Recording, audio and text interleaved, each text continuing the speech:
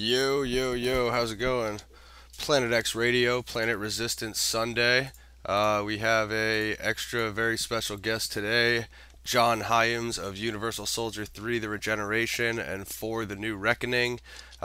He's been on a lot of different sets and he's going to bring a lot of that movie magic to us today in our special film edition. We got my co-host Gaz from the UK in the house. Yo, what up, VX? Pleased to meet you, John. Hope everything is going good. And peace to everybody. Feel free to come through to the Planet X Records website to ask John any questions. It's planetxrecordsllc.com/radio. What's up, guys? Good to meet you. Yes, sir. Good to Thanks meet for you, coming. man, as well. We're gonna do an extra special show today. We got hashtags on Twitter, Unisol3 and Unisol4. So if you have any questions for John about these films in the series, let us know. Also in the chat room. And suppose we could get right into it. You want me to just start us off, guys, with some questions for John? Yeah, let's get into it, brother. He's got a meeting later, so I just want to make sure we can get out as much as we can in the meantime. I'm gonna go right into the plot of Universal Soldier 3: The Regeneration. This one picks up after the original, if I'm not mistaken, and right off the bat, it starts off with action, which we always like around here. So I was just wondering, how difficult was it to film the that first shootout with Andrei up until the helicopter scene? It's like a shootout car chase, actually, which is a really crazy car chase. Right. Well, it was, that thing we shot over the course of 3 or 4 days.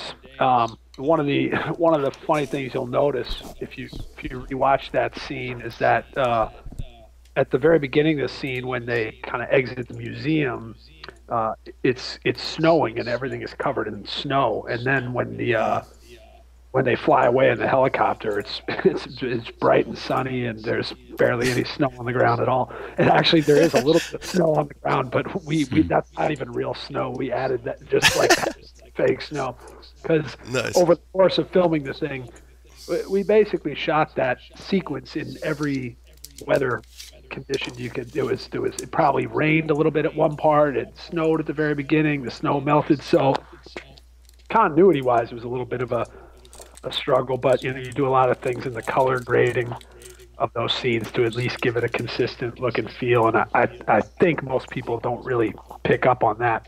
But I think the main challenge of that sequence was that like I said, we only had a few days to do something like that, and it's a pretty elaborate as far as all the different terrains and places that sequence covered, not to mention all the different interactions that occur. At one point they shoot at the BMW. There's another one where they're going after the police cars, and so there's a number of little gags that have to go down.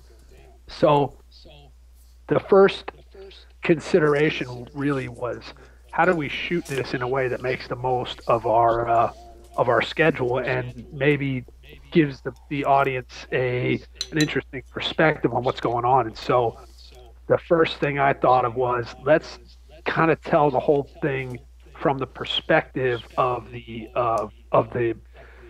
two kids who got kidnapped. So the thing begins with the prime minister's children getting essentially abducted and thrown in the back of this kind of loaded roll-barred SUV.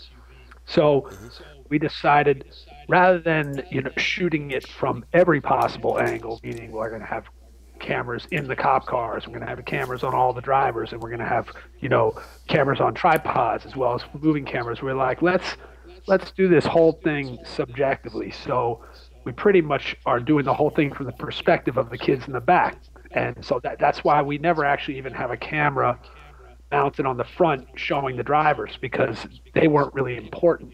What was important was, like, you're looking at the backs of their heads from the kid's perspective, and that the camera's kind of always moving. It's either inside the car or it is, moving along with the car, leading or following, but it's never kind of locked down and the cars pass by.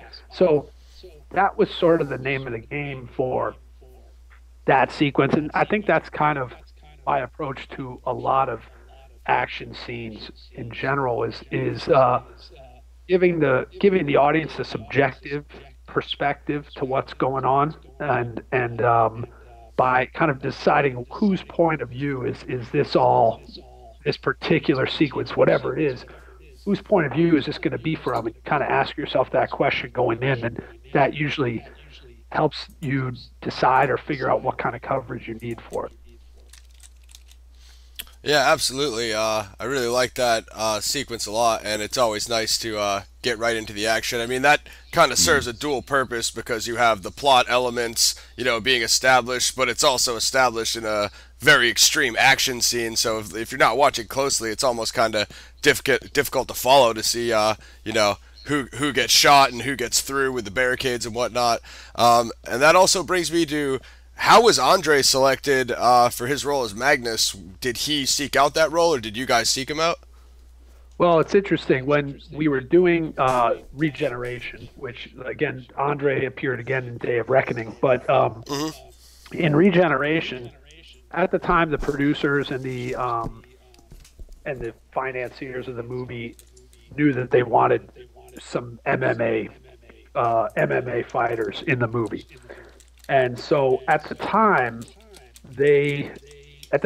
Fedor was the number one guy in the world, and so they were really pushing Fedor. They wanted Fedor. There was a couple other names that were thrown around, but they were kind of going with who is the number one fighter. That's who we want. But to me, I felt like I had a little bit of history in the MMA world from doing a documentary there. So I had an appreciation for it, and I knew some of the guys involved with it. And I felt like it's less important to have the guy who's the number one guy in the world. It's more who looks like the part. And I had always had been a fan of Andrei Arlovski, just because I remember when he first came up. First of all, what he looks like, he looks like something out of like Roman gladiator times. I mean, he's just got this really classic, timeless face.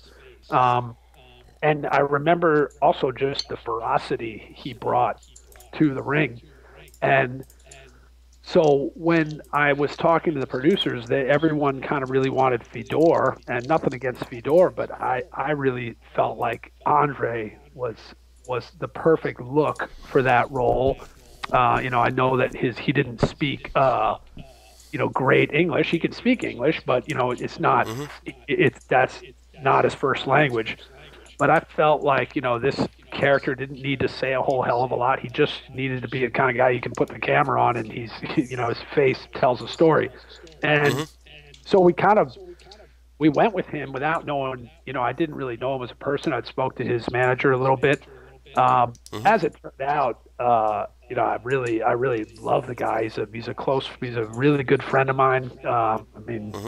And a really good person, and on top of all that, a great guy to have for a movie, because movie fighting and what is required is real different than regular fighting or actual fighting. It's a totally different kind of discipline. I think you can turn fighters into into movie fighters, but it's more like being a stuntman. There's a lot of doing things over and over again, multiple takes, learning choreography. It's like dance choreography. So it requires a lot of different things that people who are just athletes maybe aren't used to, and that can go either real well or not go well. And with Andrei, he's amazing, and sort of brought this incredible intensity to every take that really forced everyone else to step up their game when they're in a scene with him. That's why I knew it was a no-brainer to bring him back in Day of Reckoning, because I wanted everyone else to be exposed to what he was going to bring, and put him in the heart of some of the biggest action scenes in the movie. I knew he would deliver, and he really did. Absolutely. I like the choice of Andre a lot, and I mean, much the way that they say Arnold Schwarzenegger mastered the movement of the machine in The Terminator, I thought he did a very good job of just the body movement and looking like a unisoul, looking like he was programmed. Not so much the dialogue like you were saying, but he's so technical with his fighting. I mean, I really do consider Universal Soldier like the first MMA movie, not because it's about MMA, but I mean, Dolph and JeanClaude both come from a mixed martial arts background, and then you have Andre in there, and the fighting choreography in Unisoul is a lot more technical than a lot of the other action movies, because you have the stand-up, throwing. I mean, you did a documentary, so you obviously know about this stuff, but you have the stand-up throwing fist game, and then you have the throws, some of the leg takedowns, the arm bars.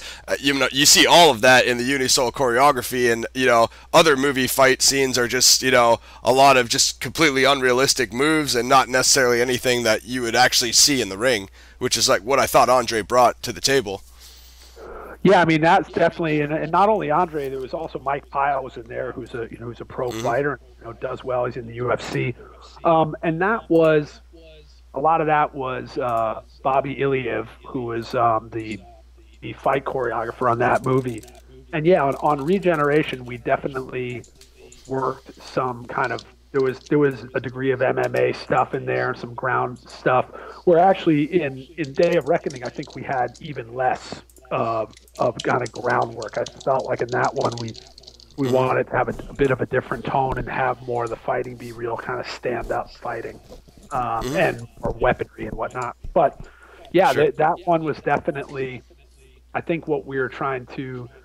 I mean, the one move that we kind of used quite a bit in Regeneration that I thought was really necessary to put in a movie like that was the straight up ground and pound. I felt like if you had a guy who is a unisoul, who's essentially a genetically created super soldier, and you put him up against a regular human who doesn't possess that strength, if you are in a ring and someone is, if someone is really outclassed in a fight, they're either going to be submitted, but more often than not, they'll just be grounded and pounded. And I felt like, let's kind of deal with these fights from an honest perspective. That if Andre's character is just going to tackle some soldier and he's just going to punch his face in until he's dead, and we sort of use that as a motif because it's a kind of violent move that you actually don't see in those kind of movies so much. I mean, obviously people punch each other in the face all the time, but there's usually different finishing moves that play out in your traditional action movie, and we wanted to stamp ours with a little bit of brutal reality, and so we went for ground and pound. Absolutely. Yeah, I think it certainly added a level of realism, John, to the movies, and I think especially with Universal Soldier 3, which was set in Chernobyl, which had that gritty, grimy feel to it anyway. It just sort of added that quality to it for me, which I found very engrossing. So, did the writer select the Chernobyl setting? Yeah, the writer or the producers, the Chernobyl setting was kind of part of it before I became involved. That setting probably had a lot to do with the fact that they knew they wanted to shoot in Eastern Europe. There's going to be a lot of environments that could work for that type of idea. So they came up with the Chernobyl idea, and then when I became involved, I think that was where I really, at least in my mind, I didn't really ask them what anyone, any of the preceding directors who had flirted with the project. I don't really know what anyone else's approach to it was, but my take on it was, that I wanted to, I had come from documentaries before that and had done some television work, but documentaries is really where I was at aesthetically. So while Universal Soldier Regeneration is far from documentary realism, I think I was inspired by the idea of basically taking the franchise from where it was in the early 90s, where it was a very much of its time. It was kind of a tongue-in-cheek. It was of the time when you had RoboCop and Terminator, and a lot of like late '80s and '90s action movies where built into that aesthetic was a kind of sense of humor, which I thought Roland Emmerich did, in a really great way. He really celebrated the humor of the whole thing, and it didn't take itself too seriously. And I mean, that original Universal Soldier in many ways plays like a comedy. There's some straight up comedy scenes. The restaurant, eating popcorn and all that stuff. They're definitely going for laughs in that. And I just thought, let's just take this in a different direction. If we're remaking a movie that was made 20 years before, we're not remaking it, but you're adding to the franchise, you got to say something totally different with it. And so I kind of took my inspiration from movies that I loved growing up, John Carpenter movies, and movies like The Thing, and movies like Assault on Precinct 13, and not to mention sci-fi movies like Alien and Terminator 1. I took some inspiration from that. Just the kind of tone and the vibe. Those were like R-rated action movies, and even though they were mainstream movies, they were very much like midnight movies of their time.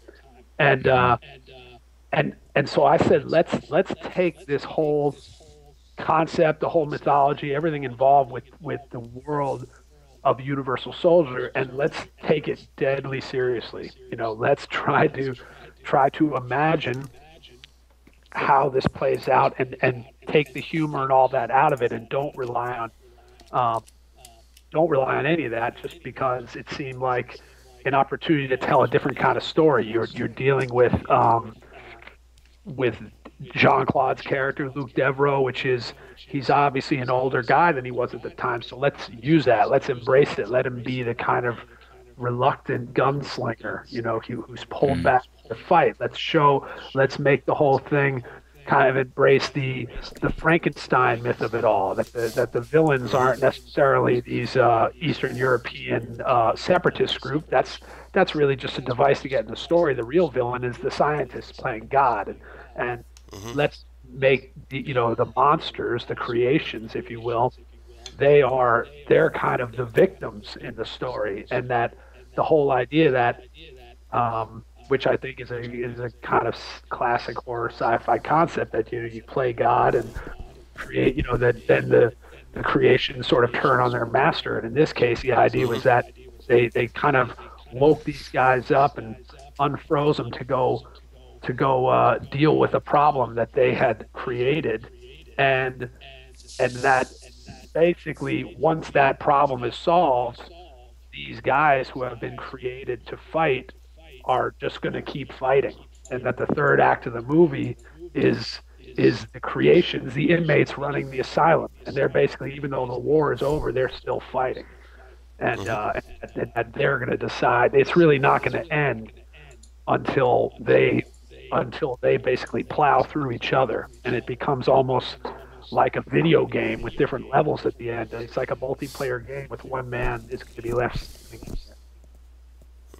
Definitely. Yeah, very much so. What was it like having your father, film veteran Peter Hyams, as director of photography?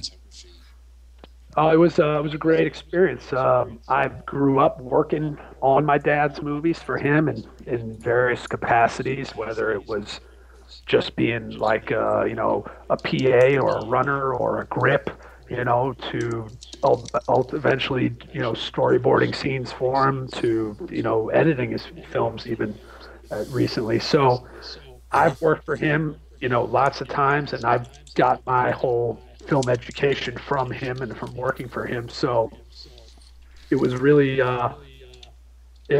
just kind of a great special experience for me to get to go through an entire shoot with my dad, where he's now just kind of my one of my collaborators, and ultimately, I mean, I think once we kind of got started, once that first day of shooting starts going, suddenly you realize that it's the dynamic isn't all that different from your dynamic that you have with any DP. I mean, obviously he's my father, but in a sense, maybe that allowed me and him and I both to kind of be able to openly disagree with each other if we had a different opinion. I mean, I think the most important thing to have in crew members is trust, right? You want to make sure that the guys you're working with have your back, because you know you're in some tense situations throughout it. And so having him there with me alleviated a lot of that pressure right away. That I knew at very least, if everyone else was against me, at least the DP was on my side. And trust me, there's a lot of times it's on a movie like that. There's always going to be a lot of issues, and so it was a great experience. I think he did a beautiful job, and it was just a further education for me. So it's certainly taking charge of a family whilst you're making these movies as well, isn't it? Trying to keep everybody in a in that happy medium to ensure that you can get on with your product.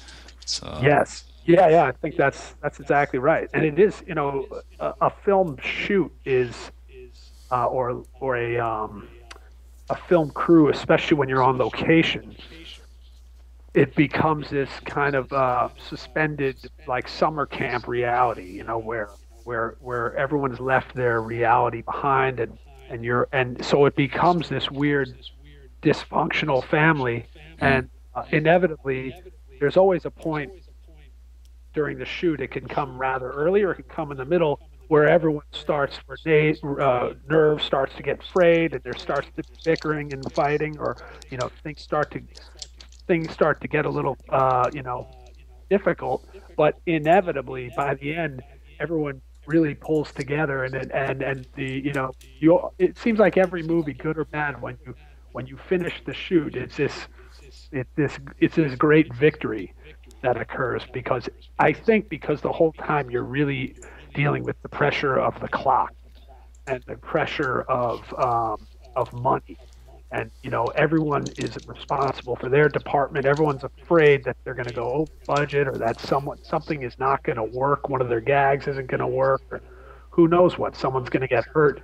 So then when you finish the movie, it's this incredibly elated feeling, and everyone kind of has one big last party, and then it all disappears.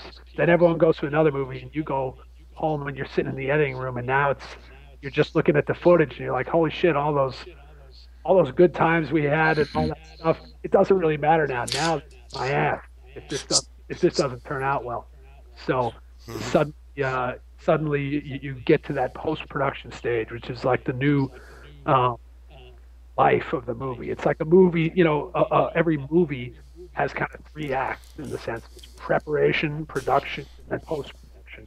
And each one is like a completely different life. And the only one that matters is the one at the end. That when it doesn't matter, and that's something you really kind of learn early, like what happened on the set, how complicated this shot was that you pulled off, and how many different crew members and all this choreography was required to pull it off. If it doesn't look good when you're sitting in that cutting room, you gotta walk away from it. So it's interesting lesson. You can get kind of seduced by the excitement of production. Really, again, it's just about whether you got good footage or not. Yeah, no doubt. Just in a quick follow-up to that, so did Peter help kind of bring that grimy 80s, 90s action sci-fi style as a cinematographer? Because I noticed like a lot of parallels in the dark style of Universal Soldier 1 and Regeneration. Like, is that where he came into it? Was it like the mood, or what did he bring to the table? Well, certainly lighting. I mean, yeah, for sure. Like his light. I mean, he and I probably have, our taste varies when it comes sometimes to lens choices, or how we move the camera. Everyone is very individual in that. But he has his own sense of how he lights, and he's definitely always kind of exploring shadowy regions and really seeing those how much kind of darkness and light, or how is required to kind of give you an idea of what's happening. And and he kind of lives in those regions. So that he definitely set the look, and having like practical lights, having the lights and the practicals within the image. So he creates a look that's very much, I would say, kind of earthy and gritty, in the sense that it's not, he doesn't overlight stuff. He doesn't try to have light that's not motivated by a source. And that went right in line with the kind of look that we were going for. Now, I think this movie,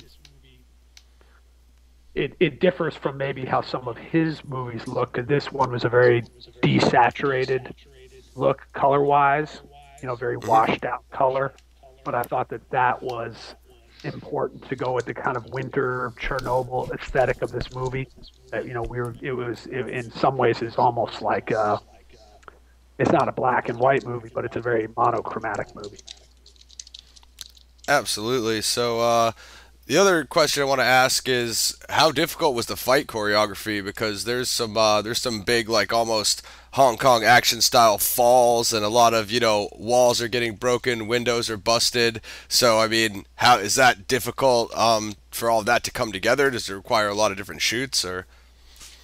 I mean, it was hard. We didn't have a second unit on that one because we were in Eastern Europe. We were able to have a longer schedule. So I mean, the schedule for Regeneration was probably 15 days or so longer than the Day of Reckoning. Day of Reckoning we shot for 29 days, whereas Regeneration we had over 40 days.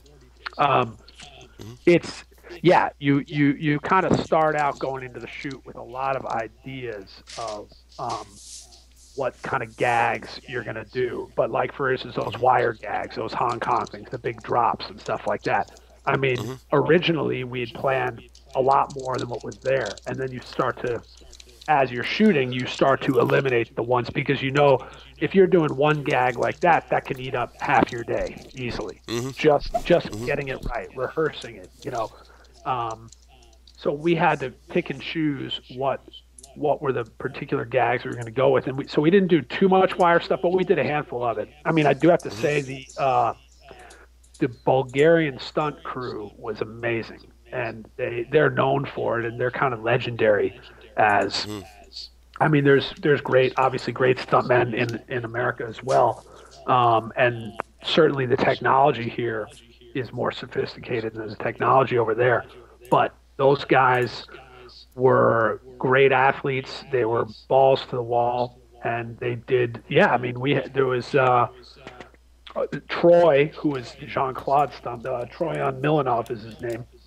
He was and Dion Hristov. I can't pronounce it quite right, but that was he doubled for Dolph as well as Andrei. Those two guys really were like two of the most important performers in the whole movie. I mean, that fight between Van Damme and Dolph, those stunt guys were doing, falling down flights of stairs, crashing through windows, landing, doing 10-foot falls onto hard stairs, doing a 30-foot drop out of a window. I mean, there was so many different ways that these guys can get hurt, and they are getting hurt. I mean, that's the thing. It's like, imagine like a football player. In every football game, you have a number of different injuries. You hope you're not, tearing your ACL, but despite that, you're still getting a lot of injuries. And these guys were getting hurt, but they keep going. So the movie really doesn't, like, the stunt work and everything is probably the number one thing that people respond to in that movie. And that was this crew of guys and this guy, Bobby Iliev, who is the stunt coordinator. And Charlie Pacherny was our car guy, essentially. Yeah, he's the stunt coordinator, but he's really a car expert. He's a veteran in the business, and was part of a great stunt family in the business. His son Chuck did our car work in Day of Reckoning. So the Pachernys are kind of legendary with that. And Charlie did an amazing job with that car chase. But the fights, that it was the kind of thing where you're in pre-production and you can plan out one or a couple of the fights, but then basically every day we would shoot all day and then spend the nights in the gym with Bobby and his guys working out the moves for the next fight and the next one and the next one. And by the time you get to the end, you're working stuff out on the day practically. But it was a great experience, and I'd never really done a movie with real fight choreography. I'd done stuff like screwing around with my buddies and myself, doing a fight scene somewhere, but like doing something where there was that much choreography and rigging required. It was an education for me to really understand how long certain things take, and I'm able to come to it better nowadays as far as knowing what to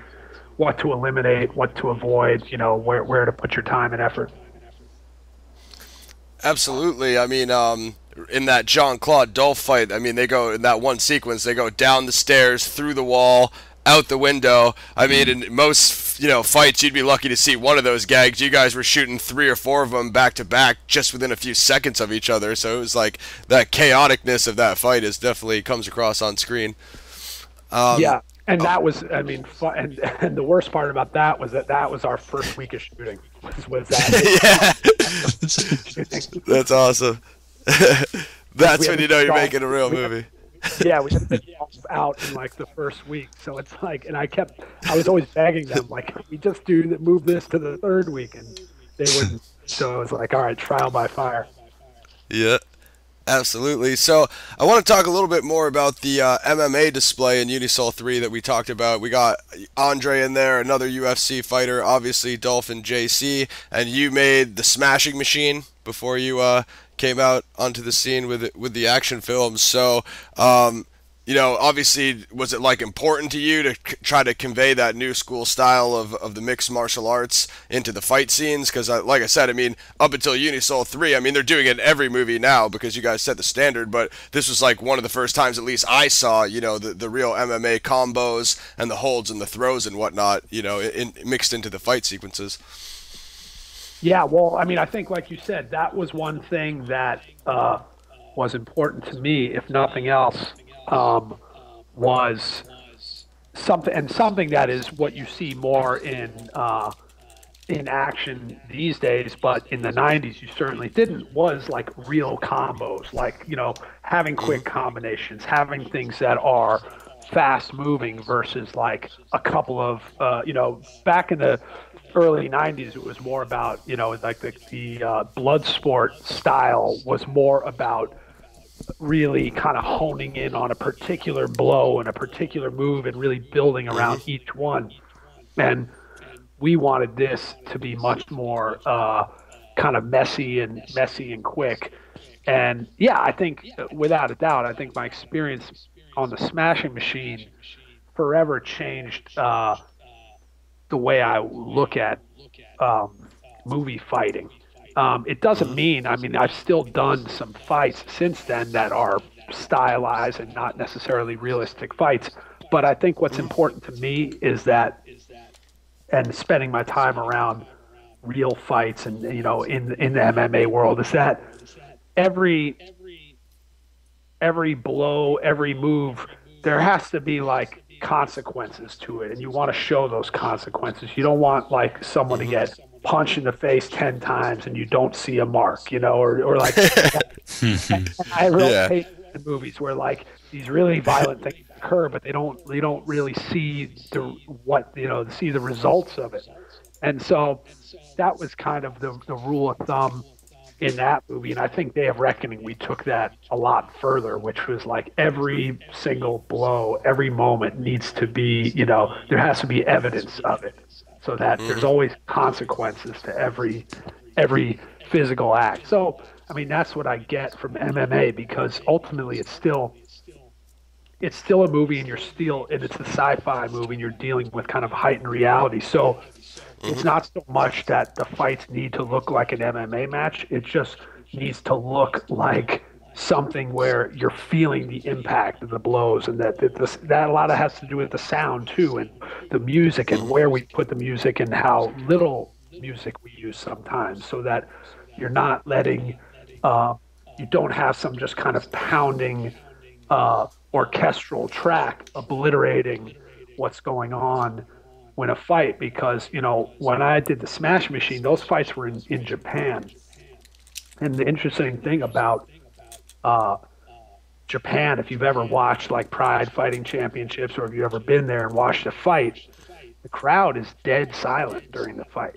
It's a really it was really unnerving and a totally unexpected thing that they react when kind of a big moment occurs, but for the most part they're totally silent. So you're actually, when you're watching the Pride fight, you're hearing the feet on the canvas. You're hearing every punch, you're hearing every grunt, you're hearing the guys out of breath, and the sound when their bodies slam down on the canvas. It's a really, I found that the sounds of the fight were more dramatic than if you were playing loud music over it. So when we did the Smash Machine, that was kind of our choice, was to not have a loud percussive score. We actually had a quiet kind of atmospheric score because we wanted to hear the. And so I sort of took that. I've continued to kind of take that idea with regards to action in general, is that like the sound is sometimes the most violent part of any action scene that's going on, and sometimes to get in the way of the sound is actually you're reducing the tension of what's going on. So having music that can work with the action, so that the sound and the music are operating the same space, because they do have to operate the same space. It's one thing to have a loud song and mix it down and mix the sound up. It's another thing to have, it's just like if you're mixing a song, right? Like you don't try and put instruments that are competing with each other. You want the, you want to have, there's only so much space in the, in the sound world, and everyone's competing for it. So, that's one of the biggest parts of all the action in all these movies is really the sound and music element of it.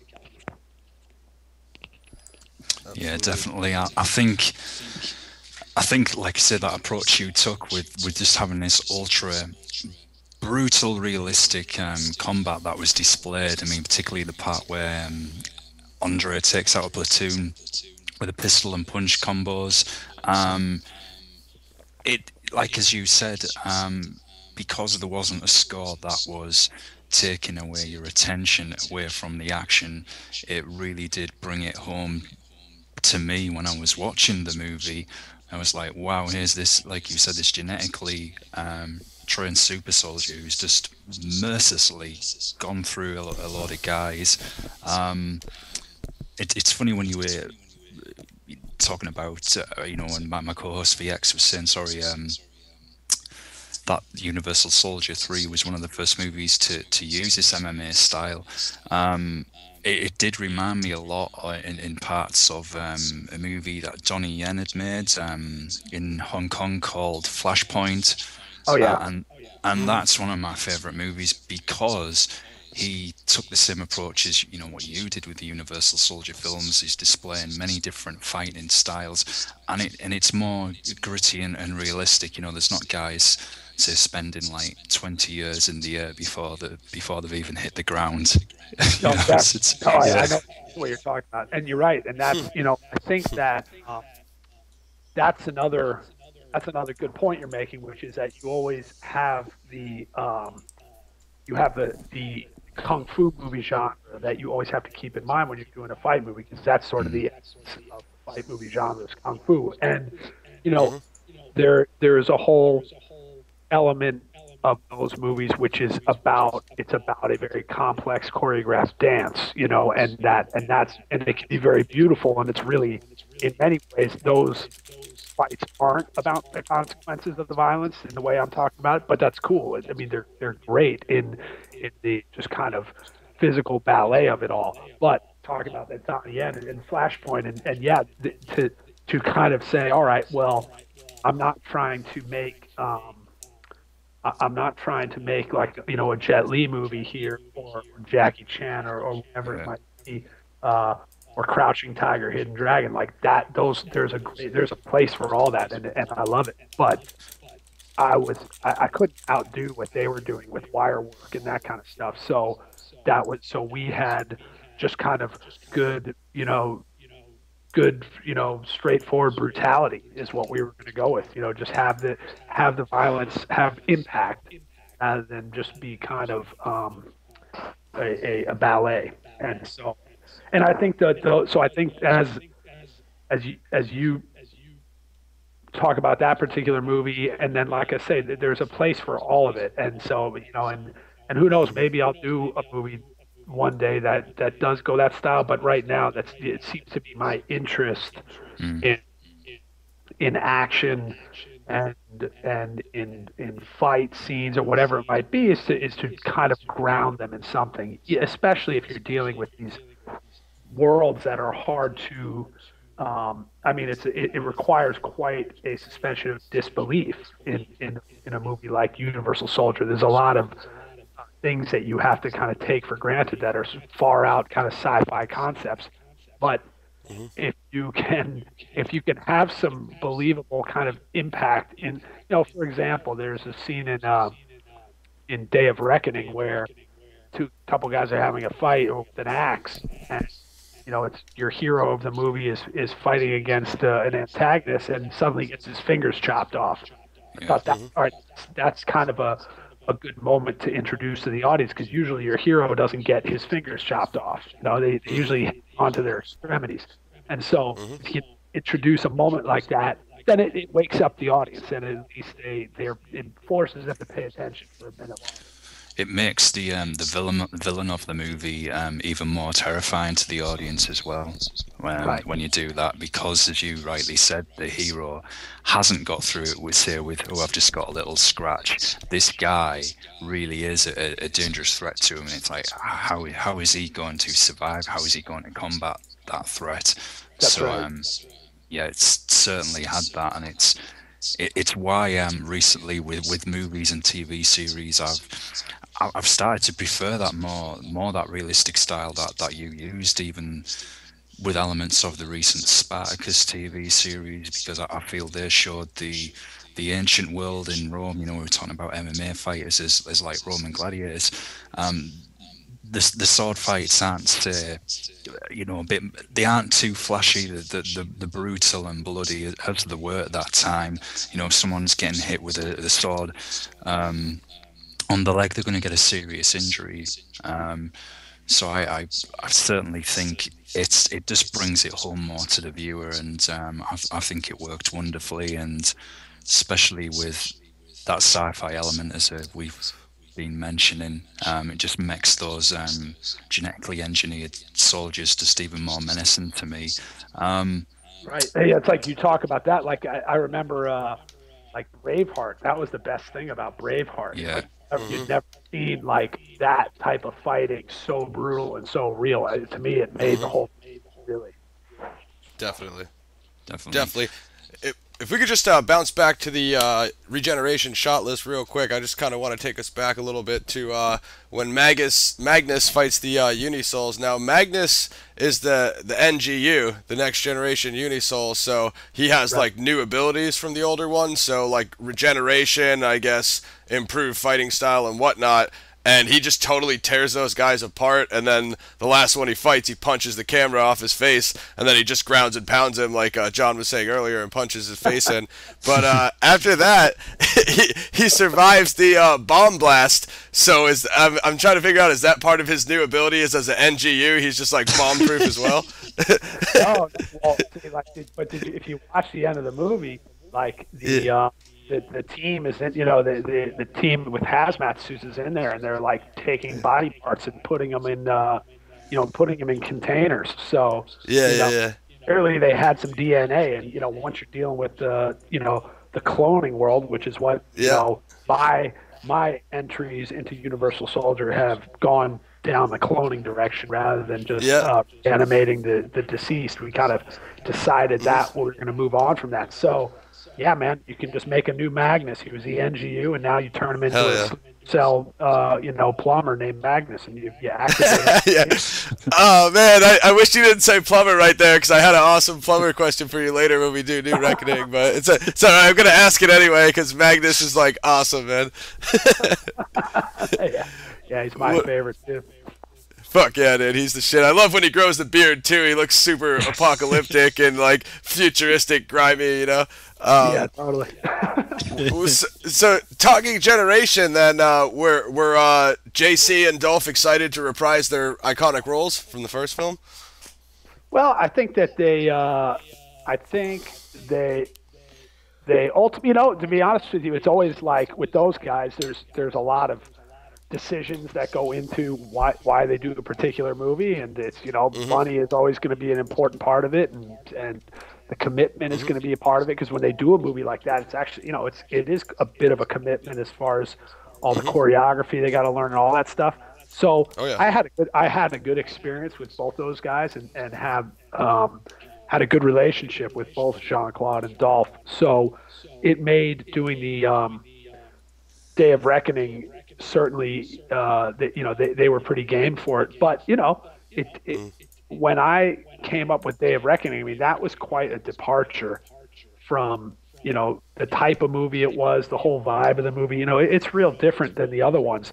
The original script that I turned in, it wasn't called Day of Reckoning at the time, but it was the original script I gave, that was pretty much rejected because it went a little too far off the reservation. And so it was a bit of a negotiation to kind of get the story in a place where everyone was comfortable with it.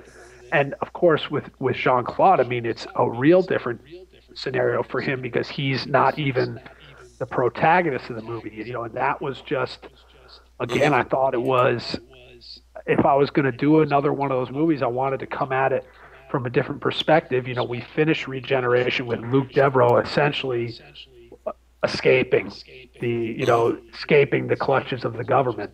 And we could have either made a movie about him kind of as a Jason Bourne type of character, let's say, Luke Dubrow being hunted down by the government. But I kind of wanted to do something different. I wanted to do a story that was kind of taking him as a character and embracing what the kind of mythological and ideas behind him were, and let the movie really be about a character's journey to find him. And in the case of Day of Reckoning, a journey to go kill him. I mean, that's his motivation. So set it up as kind of a revenge tale. And so again, that was something that JeanClaude needed to embrace. The idea that he's not going to be the main, the protagonist. He's really going to be kind of the antagonist. He's sort of the idea that hangs over the movie, but that the whole movie is about going to find him and find what he's become. And that was a bit of a leap for everyone, but I think everyone was happy enough with Regeneration that they let us go with that. I mean, I don't know that I'll ever get a chance to make a movie as sort of far out as Day of Reckoning again, because it is a very different type of movie, especially a movie that has like a number 4 at the end. In many ways it feels separate from the other movies in the franchise, but it seemed like the fun of it is like, I didn't want to do Regeneration again. I wanted to just kind of tell a different type of story. And fortunately all those guys were on board, because if they weren't on board, then it wouldn't happen. Absolutely. I just want to just kind of wrap up Regeneration for everybody, and then we'll go into the New Reckoning shit, 'cause you already brought us in there a little bit. So one thing I like about like Luke is after he comes back and they try to put him through the rehabilitation and re-give him the shots and whatnot, as soon as he returns to the battlefield, it's like he never lost a step. Like he just runs out there with the smoke bombs going off, and he just goes straight in the battlefield, like the programming kicking in. Obviously we saw he had the fight earlier in the bar where like he attacked that other guy because he had a flashback or whatever, but just kind of that one fight when he runs out into the battlefield, he runs out of all the pistol ammo from the kills he got, and he does the knife combo. I really like the knife combo sequence. And then the guy sees Luke and he jumps out the window. He doesn't want to fight it. That part's awesome, man. That guy did Darko, that stuntman. Yeah. I love. He was great. He was a Bulgarian stuntman who did like his whole thing. He didn't really speak any English, but he would do a Robert De Niro impression. That was Yes. We almost had to do that as Robert De Niro. It's amazing. But, yeah, that's epic. Like, the idea about for Van Damme, like the thing that JeanClaude and I talked about is that he's sort of like his character, or Luke Dubrow in this movie, he's sort of like Clint Eastwood's character in Unforgiven. He's like, he doesn't want to go, he's kind of the reluctant gunslinger. He's kind of, he's lived a life of violence, and now he just wants to chill out and be a normal guy and hang out in the in the Swiss Alps with his with his doctor. But he gets pulled in totally against his will. Again, like, I think in the original story, it was more, he was more of a willing participant, but we kind of wanted him to get, again, just like roped back in, like they just bust in and drag him out, and he has no choice in the matter. And so, like William Money, I think that was his name, and Unforgiven. But so Clint kind of spends that whole movie like he's just kind of hanging out on the ranch with the kids, and he's like what has he got, pigs and stuff like that, and he doesn't seem like the bad man that he used to be. But once you get him in the finale of that movie, and once he drinks his whiskey, then he's like a cold-blooded killer, and he's still got that in him. And that was kind of what we wanted to do with Luke Dubrow, saying this is a guy who basically, it's like, I think there's a line that says as much in the movie, is that if you took a fighting dog and you rehabilitated that fighting dog so that you tried to like trust people and kind of wean, kind of get rid of all the violent instincts in a creature, and then suddenly you try to jack him back up and put him back to fight, they would just be savage, And so that was the idea, is that like when they put him back out there, not only is he, still going to be able to fight, he's just going to be an animal. He's going to tear everything to pieces. And the idea is that whatever they're doing to him to get him back out there, he's like at the point of no return. Like if they once he finished that mission, they would have to kill him. They would have to just destroy him, because the guy would be just a complete hazard. But he has their mistake is that they kind of designed this guy to have the survival skills. So there's no way he was going to go back at the end. He's like, I'm out of here. And that was, again, that's what the whole idea of Day of Reckoning was, is like, this guy's out in the world, and he's not like a normal guy. He's a savage. And, you can't ignore that that's what they did to him. And so, again, to me, that the story of both those movies is basically the same thing, which is, oh shit, we designed this weapon. This is a really great weapon, but shit, the weapon got in the wrong hands. So we got to go destroy that weapon. It's like, instead, and the moral is maybe don't create that weapon, and then you won't have to deal with it. But so that's kind of the deal. It's like they created Luke Dubrow to be such a killer that he could take down the NGU and everything and everybody else, but now they got to deal with him, and that's kind of what Day of Reckoning is about. Very methodical as well, which I think made him even more dangerous. As you said, they've activated a machine, and it's like, how do we turn this off? As you said. That's right. So, I think JeanClaude did a great job of the computer efficiency of like when he runs out of the pistol bullets, and he just pulls the knife out like super fast. It just goes flawlessly into a combo. Like who would be able to do that other than a Unisoul? It's like incredible. And also Magnus, amazing. He kills the human soldier that gets cloned at the end with his little fist knife there. That was a really cool weapon. Yeah, that was just perfect for like Magnus because he's just awesome with his hands. And also, who did the uniform, the character design? Because I really like the Unisoul uniforms in Regeneration. They're just like a really sleek, like kind of Spec Op, Black Ops look, and it's just like it's perfect for the characters. Yeah, those uniforms. We kind of like, the actual costume designer on that movie. Her name is escaping me right now, but her name was Sophie, I believe. But actually, that kind of whole gear was essentially designed by this guy John Fasano, who is a writer. He wrote Universal Soldier: The Return, and he is like a guy who's totally knows all about tactical gear and weaponry. He's like a real military expert, and again knows about all that kind of stuff. And very early on, when we were designing the ideas for the movie, I sat down with John, and I think what we both agreed was that we were going to go with a real low tech look. We didn't want kind of sleek.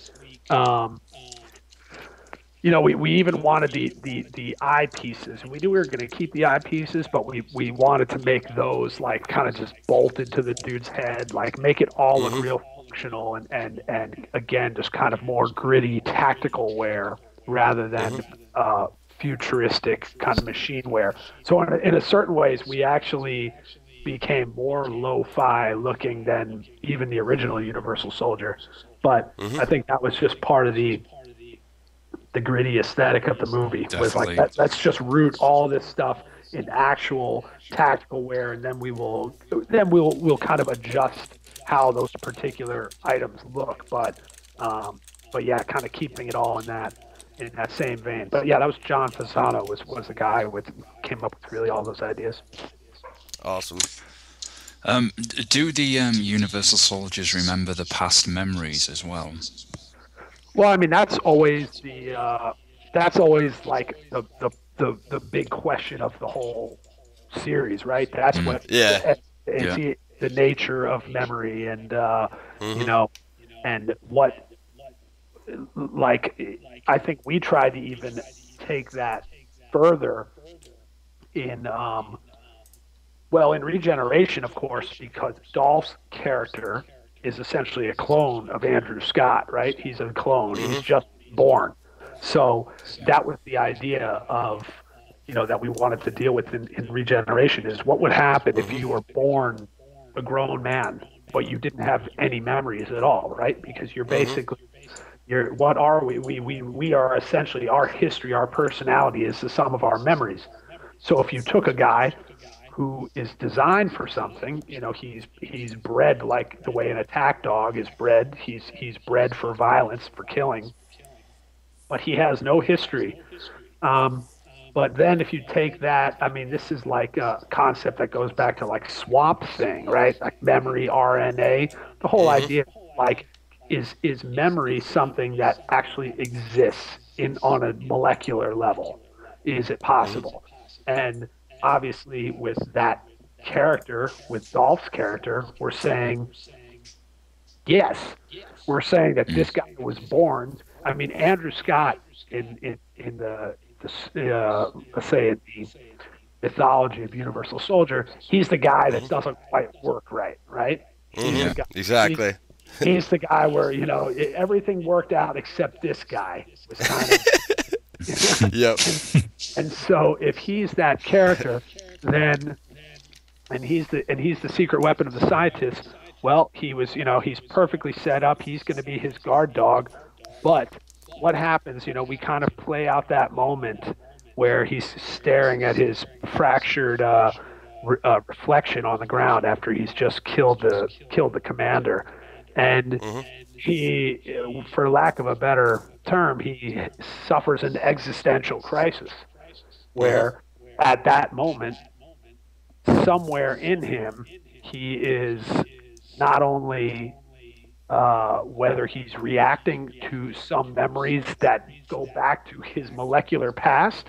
I mean, what is the first Andrew Scott? He's like a disturbed war vet who's like, you know, got a necklace with ears and he's killed kids. Yeah.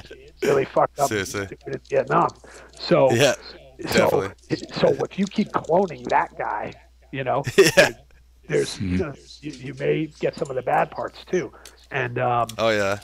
and that is, so that was kind of what we were playing with in Regeneration, is rather than actually showing like flashbacks of memories and those kind of things, which is you know, I think that the original script had ideas of these things, but I wanted it more like, what if it was just something in this guy? He suddenly has a bit of a psychic break. He steps outside of himself and he starts questioning his own existence, and that leads to obviously where all hell breaks loose, you know. And then Day of Reckoning, we then sort of deal with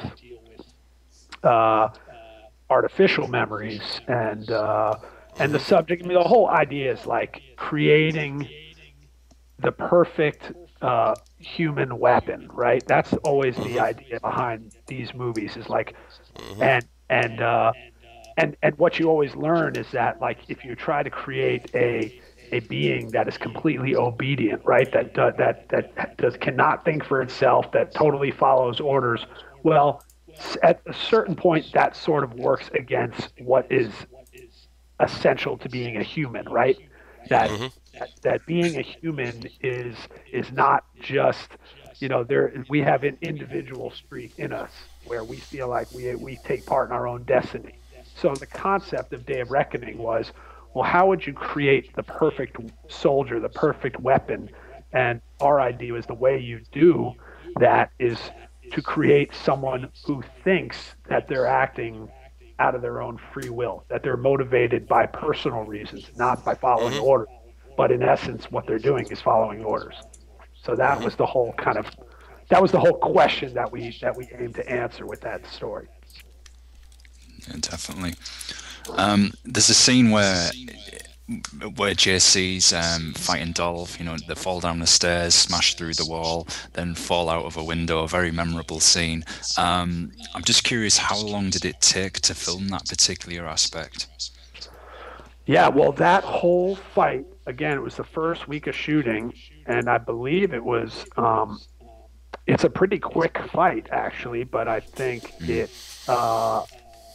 we spent about 4 days from beginning to end, which was a great luxury to have that. We didn't really have that many days to do anything in Day of Reckoning, like 4 solid days to do a fight. But in that one, it was important. I mean, not only was there a lot of like stunt work being done, so you had to shoot things with the doubles, you had to shoot stuff with the actors, but like you said, there was so many different environments and locations, and then you're crashing guys out of a window, then you're doing like the, you know, a little head gag. I mean, just crashing out the window and blowing his head off, that was all day right there.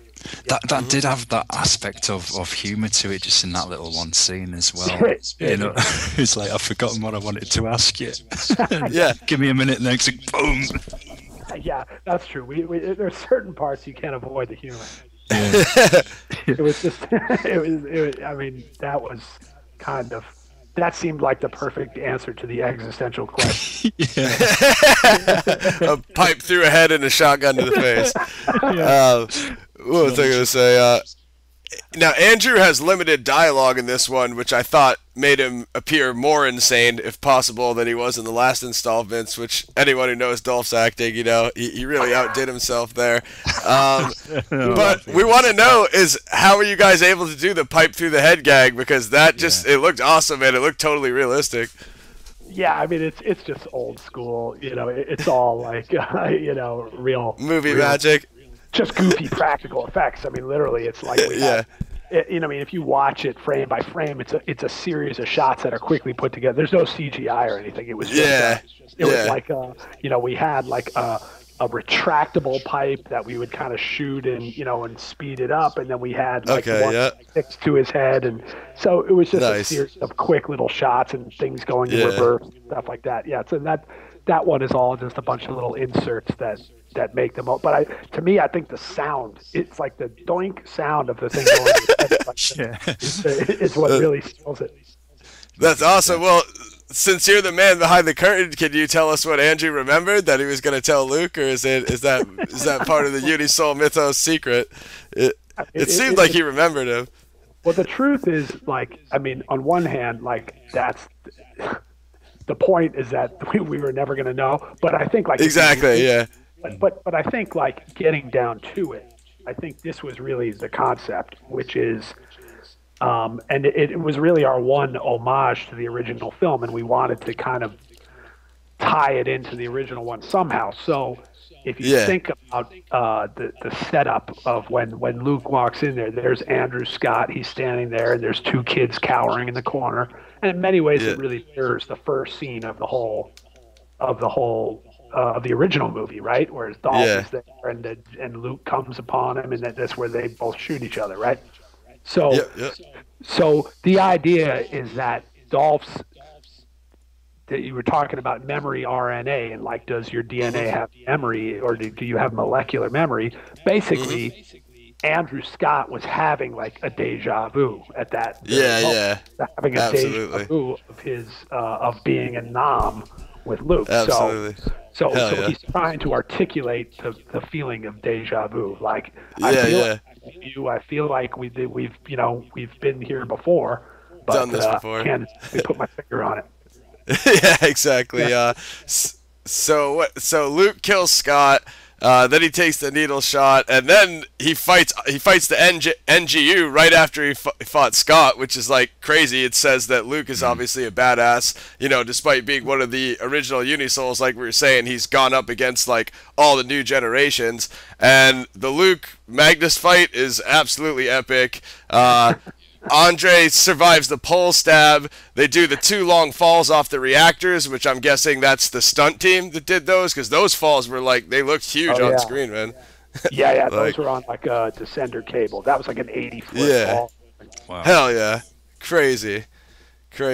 And so Luke puts the bomb in Magnus's hand, and then it just shows pretty much the clone at the end, and that's what takes us into the New Reckoning.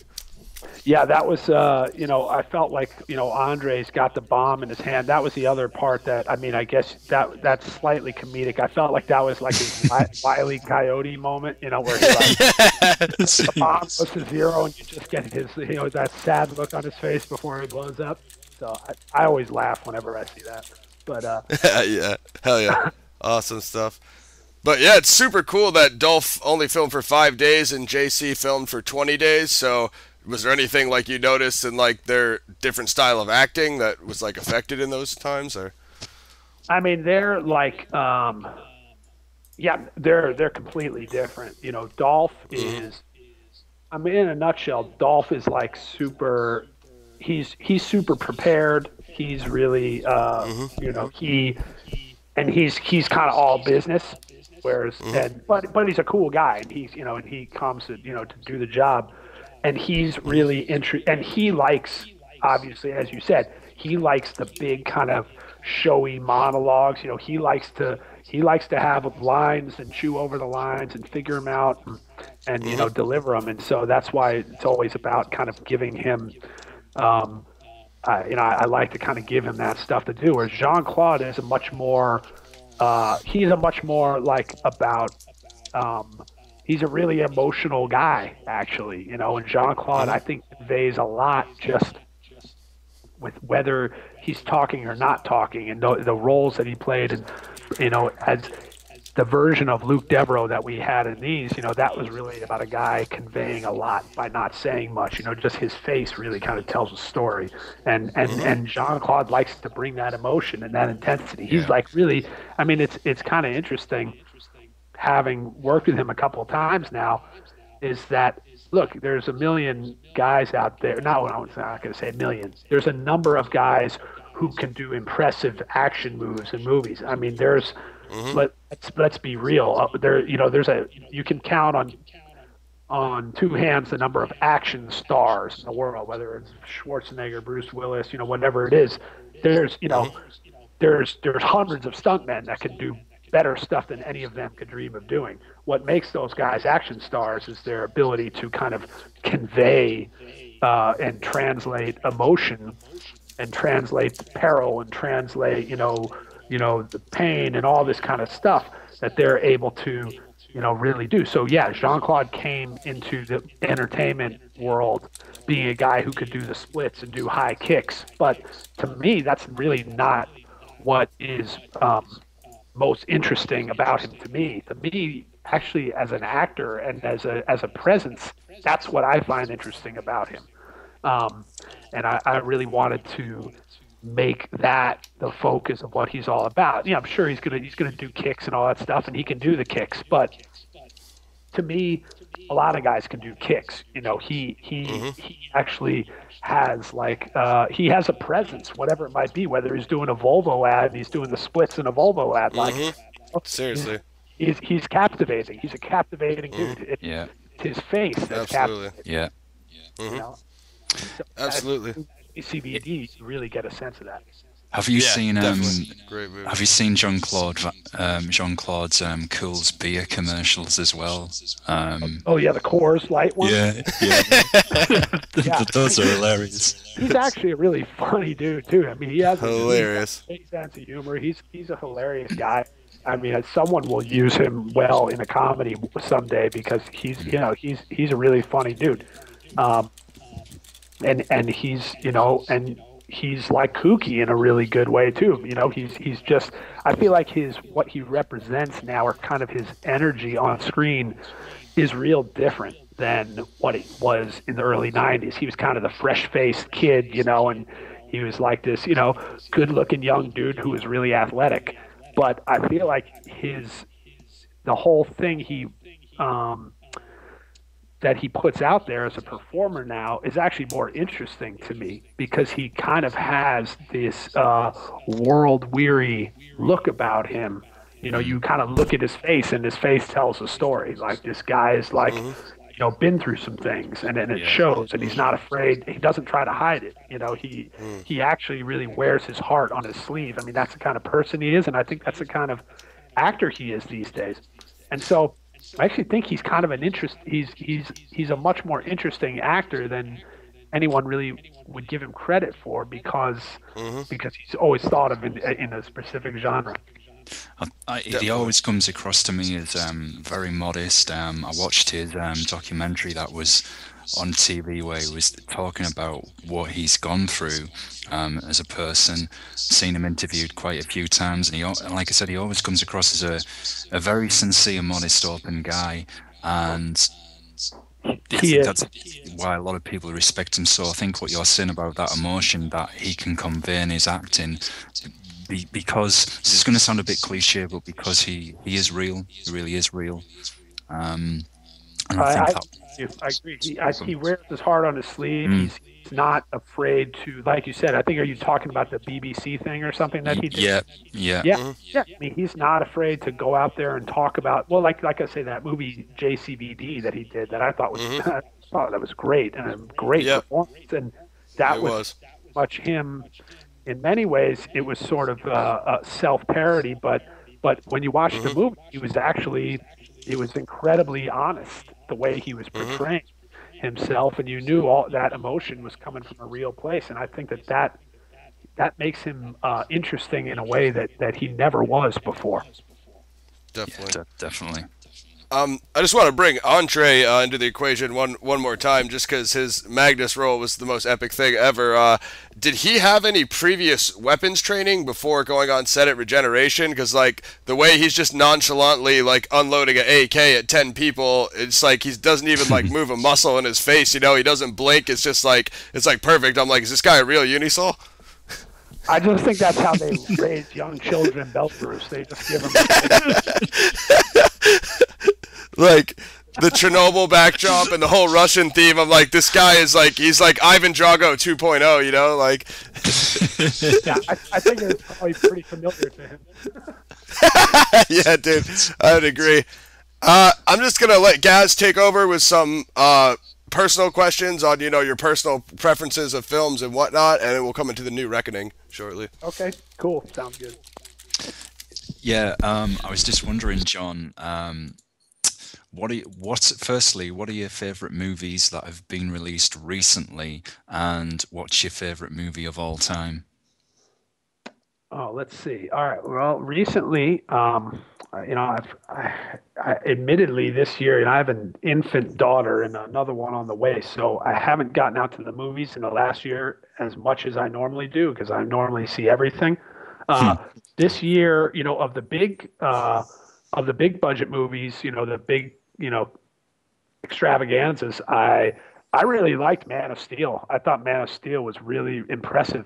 You know, I've heard a lot of different opinions on that, but I thought, you know, it was just incredibly impressive. You know, Zack Snyder, I loved the approach that he took to it. I think it was almost in many ways like the Christopher Nolan association with that film maybe still put it in a similar world as The Dark Knight, where they're taking superheroes and grounding them and almost doing Superman as essentially an alien invasion movie. That I thought that was really unique and really great, and it was beautifully made. So I liked Man of Steel.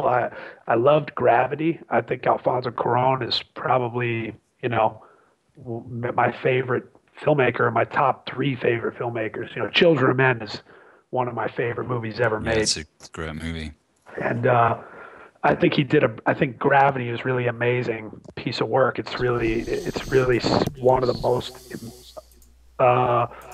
astonishing pieces of filmmaking that I've ever seen. So I really loved Gravity, but you know, I also loved Noah Baumbach's Frances Ha. I loved that movie.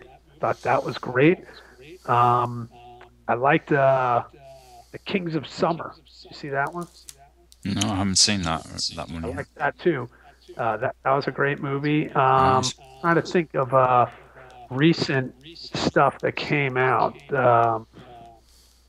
But you know, the big genre movies, I'd say, you know, I really like both those. Gravity and Man of Steel, I thought were great. As far as my favorite movie of all time, you know, I think I tend to think, if I know at the time when I saw it, I felt this way, and it's one that's stuck with me for years and years. Is Apocalypse Now is probably my favorite movie of all time. It's the movie that when I saw it, and to this day when I watch it, it's more than a story. It's an experience, and it's an environment that's so believable and convincing, and the tone of the movie ranges from the hyper real to the very surreal, but it manages to kind of it doesn't. They feel like they're all part of the same reality, and I think that is a really that's a really difficult task to achieve, where tonally you're staying grounded in a kind of naturalism, but you're also existing in a simultaneously in a heightened reality. So everything from the performance to the design to the cinematography, it's just a perfect movie.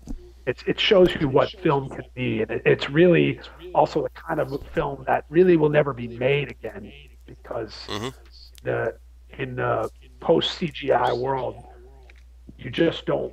There's no way that anyone would make a movie like that again, and it's actually a shame, because there's something that you get out of the fact that when you need to blow up a bridge, you're literally blowing up a bridge. Yeah. You know?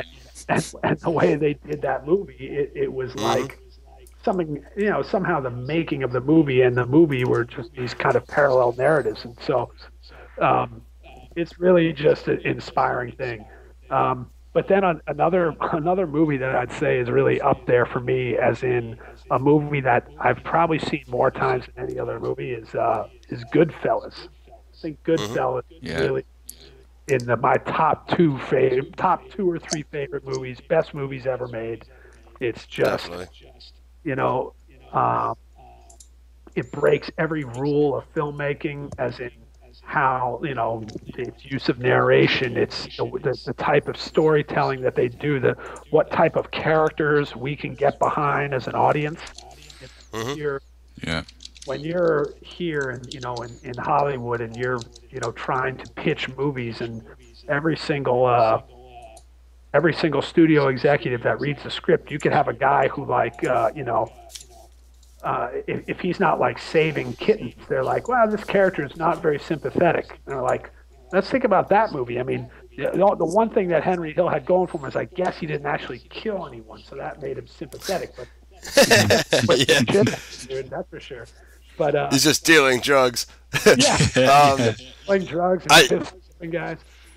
Yeah, I'm Sicilian, so I'm a huge Goodfellas fanboy, and obviously mafia movies in general. But Apocalypse Now is also my favorite film, and as well as Brando being my favorite actor. And I was gonna say, I felt like I you know, when you were talking about New Reckoning earlier, I felt like I detected a bit of Apocalypse Now overtones, whereas you have, you know, John goes down on the boat on the lake, on the river, you know, it's much like the Apocalypse Now river, and you gave Luke Devereaux a bit of a, you know, Colonel Kurtz kind of role, and like you were saying, you know, he's not the protagonist like he was earlier in the franchise, but now, you know, he's kind of appears in these, you know, trippy dream sequences, but the whole movie is building up to him the way that Willard was going to Kurtz, so I could totally see that parallel there.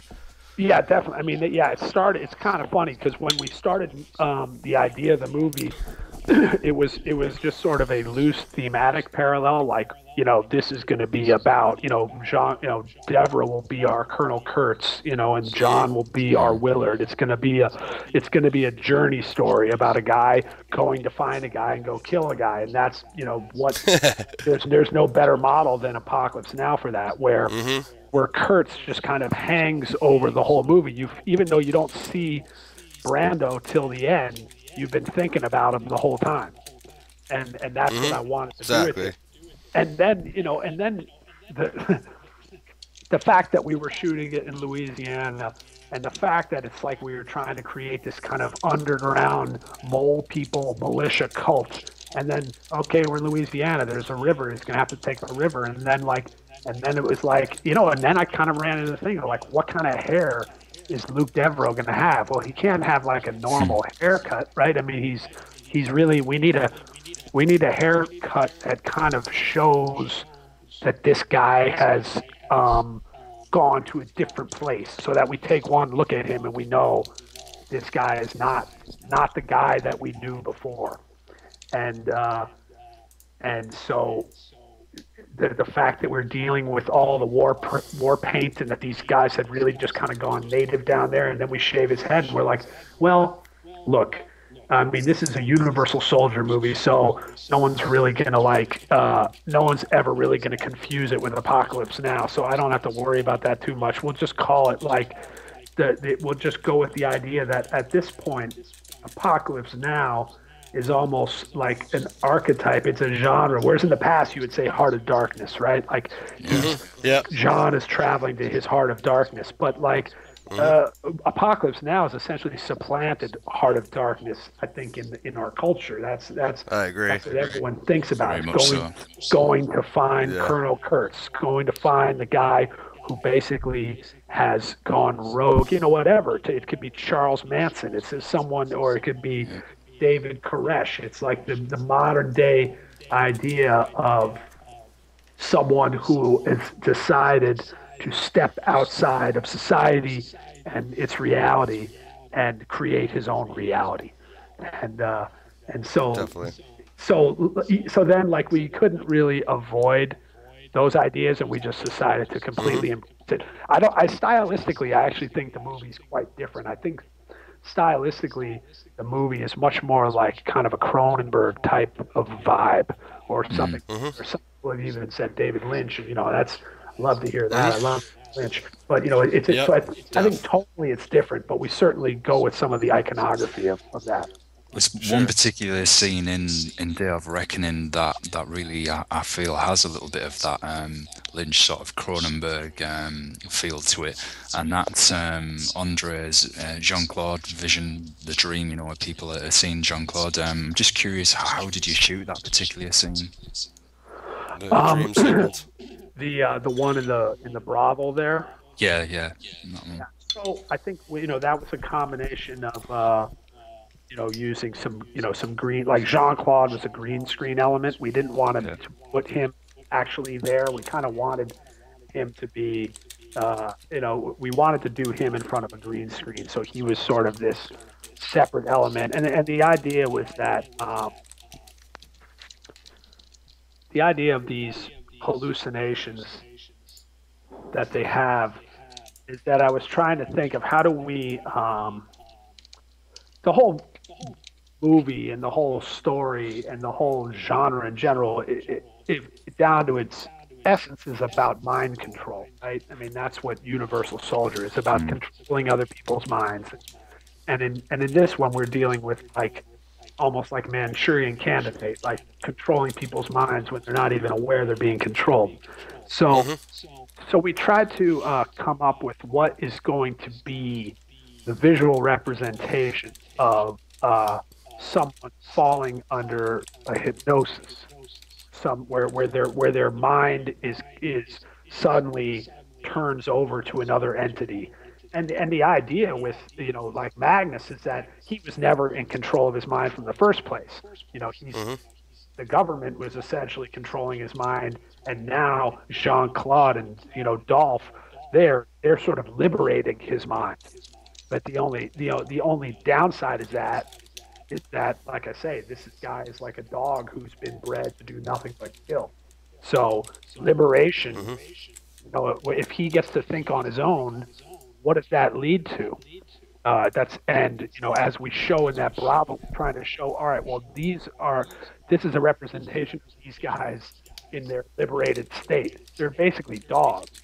They're just drinking and screwing, and they're just kind of obsessive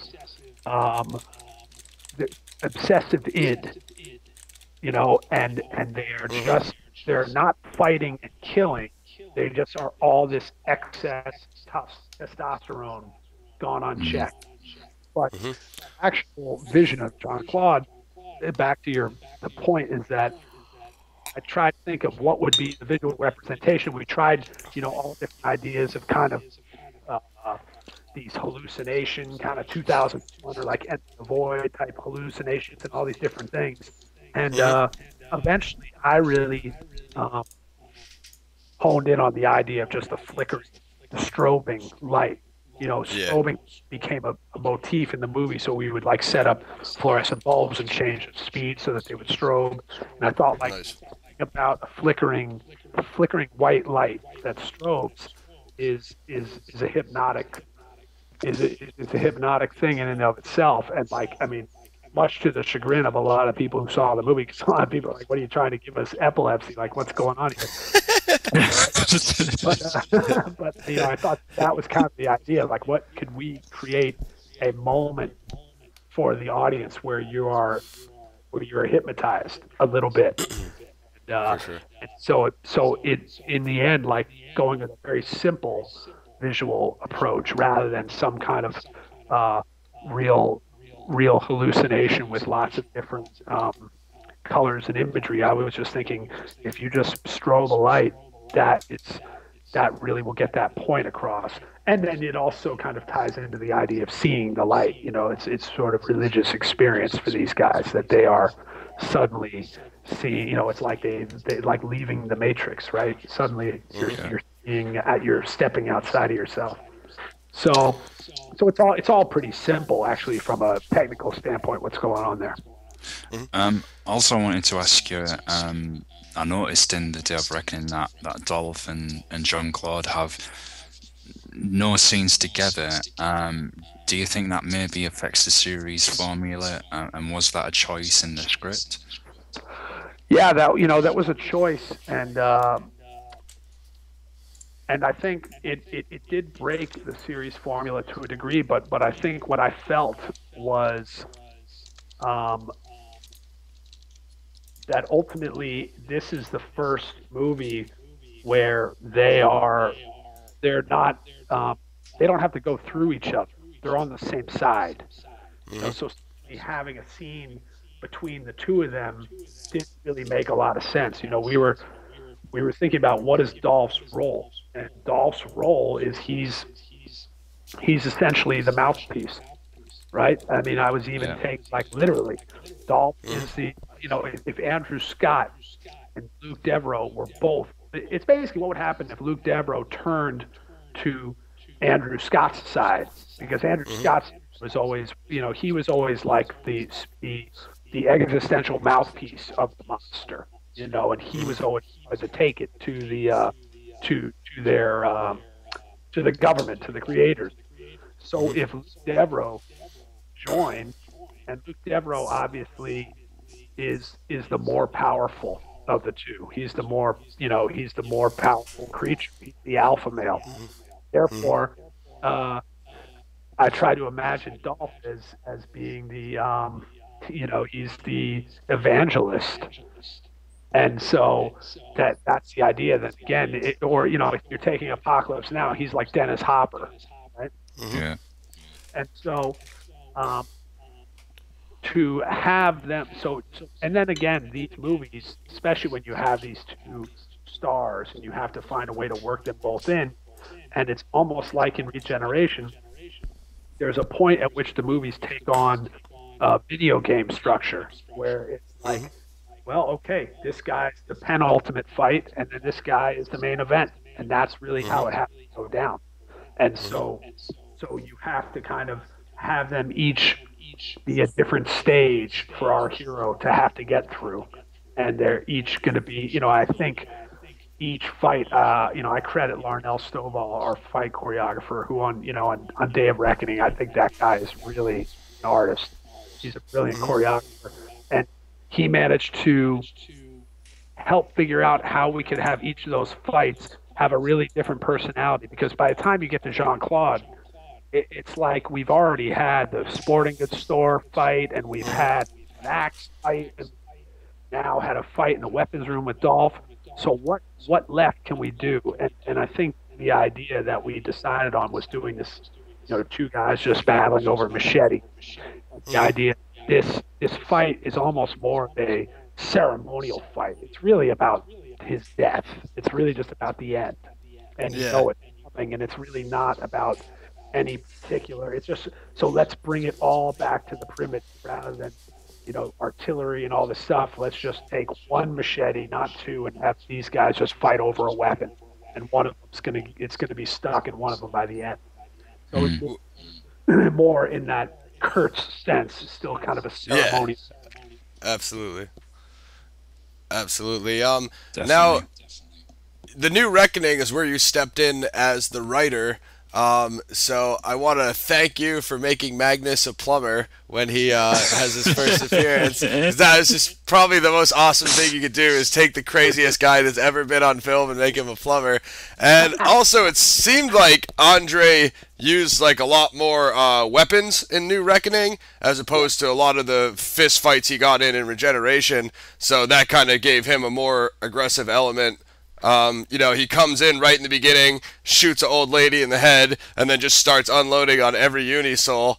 I really like that Scott Magnus fight, because Scott's just seen this guy kill like 10 Unisouls, and then he just stabs him with the needle that induces the dream sequence, and then he's like, "I'm just gonna free you." So he just kind of unleashes him on the spot there, and that's a really awesome scene. Yeah. Well, I think the idea, like the way you look, we try to look at the Unisouls, because it's like, how do you determine who is more powerful than another guy? And it's like, I try to go back, always go with the dog analogy, right? Like, if two dogs, some dogs are just going to be tougher than another dog. I mean, I've never been involved in dog fighting or even seen it, and wouldn't want to see it. I love dogs, but I have to imagine that if two dogs are going to fight, the same dog is going to win most of the time. Like there is just something in uh, one animal that puts it slightly above another one on the food chain. And so I always imagine that, yeah, Scott, Magnus can kind of blow through all these lower level dudes, but Scott has just got the jump on him. He's just a little bit next level. And Magnus is the kind of guy, he's young and raw. Like he could probably get there. He's obviously, as he proves, he's one of the more advanced of the group because he kind of handles the other Unisol in the bunker rather easily. And in the mess hall, yeah. Mess hall, yeah. Mess hall. So, so I just thought that was like a good way to show that no matter how like badass and tough he is, that Scott is still just a character that's going to have an edge on him, and Dubrow is a character who's going to have an edge on everyone else in the same way. And I think that is like the point of the movie is that Dubrow. People have often talked about the end, and I don't know if you guys have a question about the end. Maybe we'll get there, but that was sort of taking that into account as to why the end goes down as it does. If you have a question about that, I'll hold off discussing it now. But yeah, the point is that well, the point of that whole brothel scene is really that we wanted to let the viewers know that you don't really know who the real bad guys in this movie are, because you basically see, the movie opens with our guy John in the hospital after this home invasion, and then he's visited by a guy from the FBI, and the guy from the FBI then does, kind of gives some orders and activates this plumber, and then you see this plumber go and not only kill the Unisols, but he kills all the innocent women that are there with him. So you realize that not only is he not going to leave any survivors, but that the government is operating from a very ruthless position here, and as morally dubious position as anybody else. And and it's kind of the clue to the viewer that from that point on you realize who the real villain in the movie is. Absolutely, yeah. Yeah, we'll definitely try to work our way up to the end. I just want to kind of, because we haven't really talked too much about Scott Adkins, and he's kind of like, instrumental to this whole plot of what makes this film move. And I've heard your other interviews where you've talked about it before. So he finds the body, but he doesn't quite figure out that it's the clone of himself yet, I don't think. But Andrei's been tracking John for like quite some while, or Magnus has been tracking John. He injects him with the needle, and then that induces John's dream. They have the fire axe fight, which that's where John loses a couple fingers, which is right. We talked about that earlier. Yeah. Also, the mess hall fight, we definitely got to talk about this because Roy Jones Jr. That's his input. So you have kind of Magnus from UFC versus a boxer. So was that like a interesting contrast that you wanted to make, like boxer versus UFC in that fight? Well, I mean, actually, Andrei's got great hands, and we tried to use that in Regeneration. He would do those fat moving body combos. So Andrei's got great hands, and but yeah, of course, once we had Roy involved, we decided there's so much emphasis on all different fighting styles, and sometimes people ignore that boxing is a great fighting style in and of itself, and certainly a great one to watch cinematically. And definitely. And I wanted to see, Roy doing some of those combos, and he was a hell of a good sport because it was like he didn't, he came in just for a short period of time. He had to kind of get that choreography down. He was, just super cool, like one of the best guys. And and him and Andrei and Larnell, they all worked out that choreography, and then he had to basically get stomped by the whole group, and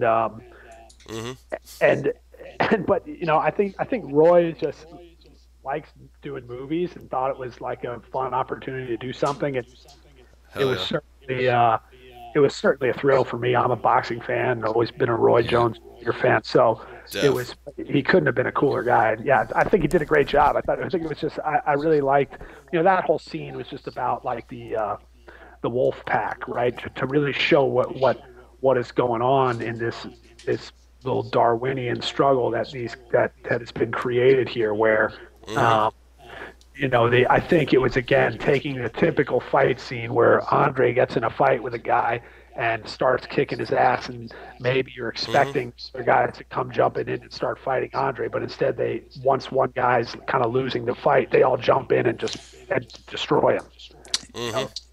Absolutely. Sorry, Oh, go ahead. What were you saying? I was just going to say it was a very brutal depiction of like you said, of when someone is in that position of, I can't no longer be part of the pack. I'm showing some weakness, that they all step to it, and like, your services are no longer required, in a very brutal way. Right. But exactly. I think we want to kind of show like what these guys, like what was really the mentality of these guys, and what is this world that the weak were going to be weeded out. It's all sort of Dolph kind of says it, a bit of it in his sermon, but that they are trying to essentially perfect themselves and breed out the weakness and continue to just kind of grow, like become a new, almost a new strand of the species, or the next level of evolution, which is which would be devolution in many ways. It would be a return to the Dark Ages, but that's the idea of, it's like, a government creating some kind of disease and putting it out in the world, and then now you have to control that disease. That's what I imagine Unisouls to be, if you extrapolate it from where we left in Regeneration. So once that gets out, then it's really going to change the fabric of humanity. Yeah, totally. Absolutely. Dolph gives his epic speech to the Unisoul army, and that kind of goes back to what you were talking about him enjoying the monologues and the dialogue and whatnot, and that's kind of the New Reckoning tagline there when he does that. Yeah, that's his like General Patton speech, Yeah. Absolutely. And then Magnus just has this absolutely relentless pursuit of John, because he just hunts anyone down like a computer program. That car chase they have on the way to the sports store, that kind of reminded me of like a throwback to the Regeneration abduction scene in the beginning, when you had like the brutal car chase. You got like the car collisions and the crashes and whatnot. Right. Well, we in this one, we looked at it as, this, first of all, we looked at the whole thing as like it was a fight, basically. So instead of like our chase, we were like, this is going to be a fight that happens in two different stages. The fight is going to start in cars, and it's going to end, hand to hand. The idea being that neither one of these guys is going to run away from the other necessarily. Yeah. Try and smash the shit out of each other until one of them is not standing. And that's another important thing that I always felt is important in this, is that these guys can never have a fight that their fights always have to end in the death, basically. Exactly. And that is kind of where it goes with them. So when two guys are execution. When two guys are going to fight, then one of them is going to be gone. Yeah. And so, that was like Chuck Pacherny, who was the stunt coordinator of that whole car sequence. That was really the idea. It's like, how can we have a car fight? And it was kind of like to give the audience the idea, like, oh, we're going to have a big car chase, and it's going to, the scene will end with the car chase, but basically have them just like crash, and it just keeps going. That was the fun of that sequence. That the scene doesn't really get started until they crash. Yeah, it's like a start to a fight as opposed to a finish to a chase. Right. They go through the window. They have a fist fight. They have the baseball bat fight. And did you have the baseball bat fight in the script, or was that just something? Yes. Yeah, that was. That's awesome. That's funny. That actually survived. Even my first version of the script that was rejected had the sporting goods store baseball bat fight. I always to have I always thought, like, if I'm thinking about Unisols, I'd love to see them fight with aluminum baseball bats, because we all know, like, the sound of baseball bats. Yeah. And just as an instrument of death, it's just so intense.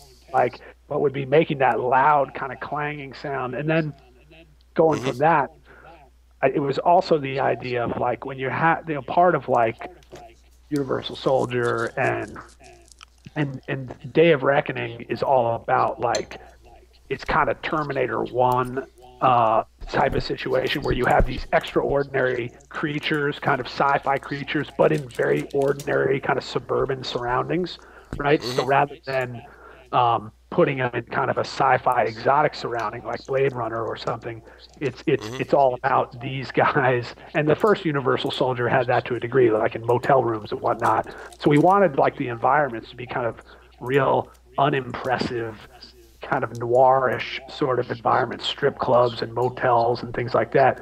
And then in thinking about the sporting goods store, my feeling was, okay, if this is going to be like the Bulls in the China shop type of situation, you always want the environment that the fight is going on to somehow illuminate, you know, the nature of your character's power or strength.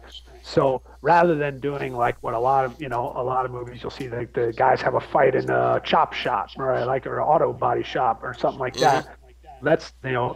We were thinking, let's put it in the kind of environment that is normally associated with, like, recreation and good things. And so that's amazing.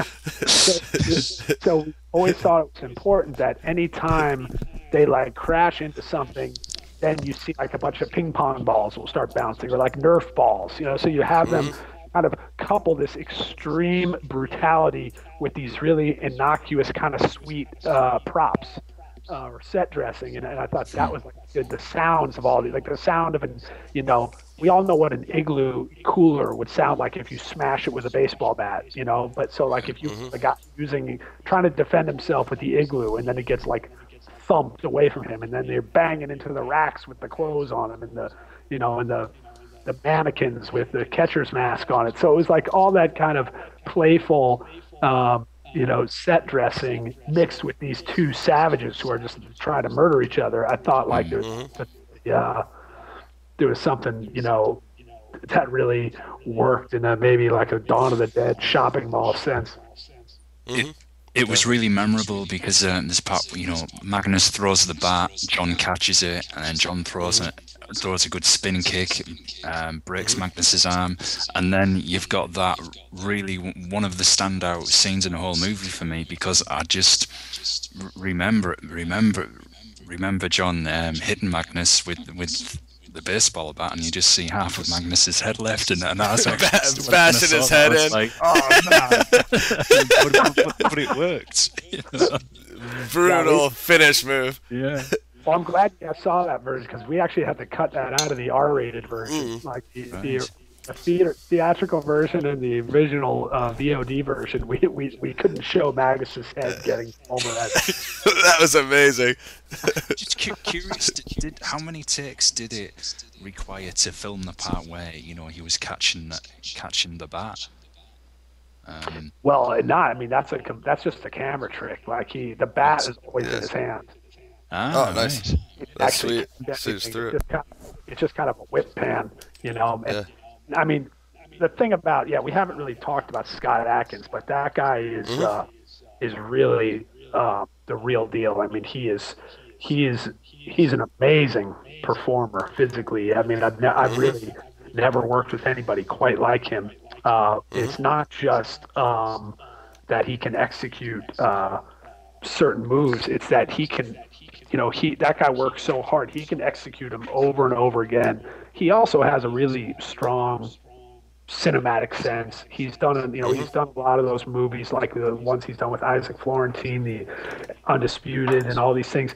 So he's got a real. I mean, I wouldn't be surprised if he starts to become if not a director, at least a second unit director and choreographer, because he really understands.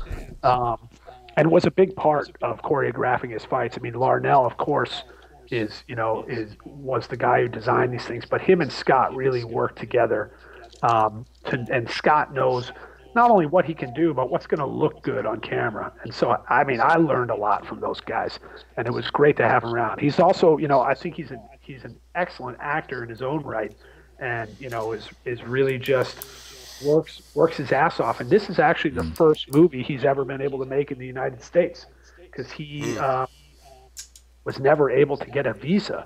He had like visa problems, so all his movies have always been overseas. And so this was the first time he actually did one in the U.S. Yeah, I think he got his break in Hong Kong because he's from down south over here, and I know he's been in, I think, one of the Green Street hooligan movies as well. And he did just last one. Yeah, he did the last one with great director. Yeah, we saw those. We hung out with those guys at Fantastic Fest last year, and that was a lot of fun. James, a cool guy. He made that movie Tower Block. Did you see that? I haven't seen that one. I do want to check out his movies. I've heard good things about the ninja that he starred in.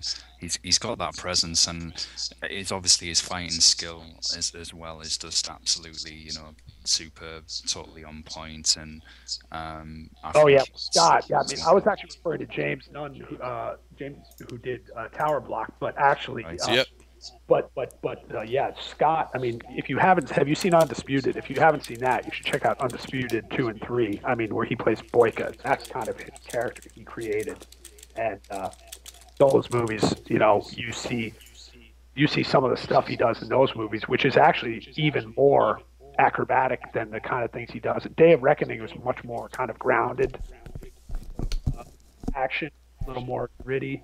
But in Undisputed, he's doing amazing, like trickster type of, almost gymnastic martial arts type of stuff. I mean, yeah, he's unreal. You could look a couple things up on YouTube of him, like Scott Adkins doing. I think one of them is him doing, because he was in one of the Wolverine movies. He played one of those characters, and it's like him doing the I guess they're doing choreography that they're going to put in that movie, and it's just him doing a series of these like flying, spinning kicks and stuff, and it's amazing. So yeah, absolutely. And I like the choice of him a lot. I mean, I was familiar with him from Expendables 2, obviously, but I really felt like New Reckoning was almost his breakout role in a way, just because it has, the fist fighting, the spin kicks, the weapons, it has the baseball bat, I don't really think you're going to see him use, that diverse of weaponry outside of a Unisol, universe, because these guys are humanized weapons, and everything they see, in turn becomes a weapon. So after that sport, I don't know how long we have you for, John, but I just want to try to get up to the ending real quick. After the I'm good for another like 20 minutes probably. Cool, perfect. We could definitely knock it out then. After the sports store fight we talked about, he goes into the forest scene, and that's where he encounters his clone in the hut that he disposes of, where he then takes out his chip and goes to the base camp, and after they drill into his head, which the assistant there is JeanClaude's son, if I'm not mistaken, they drill into his head there, and then that kind of, what I say, sets him off for which we all know is the most epic sequence after that, where he dismantles the whole base. But there's just some awesome action there. I mean, I kind of want to get like your take on this, but I just want to lay it out real quick just to remind everybody, he comes off with the kick combos, he does the leg throw, the slide tackle, the arm bars, where he takes the pistol reversal to the headshot, and then he has that little fight with the double roll there at the crate fight when they're shooting the AKs over the crates. And when he kills that big Unisol with the knife, man, who is that guy? Because that guy was a house, man. That guy was absolutely huge. Yeah, his name is Wes, if I'm not mistaken. Yeah. He's a stunt guy they work with. He's enormous. Yeah. So we were like Wes at the end because he was just huge. And he I think Larnell had worked with him on. I believe that guy was in the Michael Jai White directed. What was that thing? Never Back Down 2. Yep. So I think that they had worked with Wes from that. And yeah, he again, that whole thing, that whole sequence where Scott is going through and taking dudes out. I mean, that you have to be Scott Adkins to be able to pull that off, because those are all single takes. You know, every one of those scenarios was him having to like nail that choreography. So not only him, but a bunch of like amazing stunt guys. Larnell brought in like a team of stunt guys for that sequence, because they all had to nail it every time. And I remember talking about that, like I don't know what you call it, that leg throw thing. That was I remember Scott showing me a Lucha Libre video, and he's like, "We got to do one of these." And it was like, I guess in Lucha Libre they do that all the time. That's like their big move. And so I was like, all right, if you could, you know, it's one thing to do it on a mat, but I hope you could really like, you know, on the dirt floor of a bunker. I hope you hang on. So it's like the guy who caught him there again was a very big, strong dude, because he had to make sure that he didn't fucking drop our star on his head. Yeah, definitely. So did you have that climax written into the script of how he would, you know, dismantle each Unisoul as he took him down, working his way through the base, or?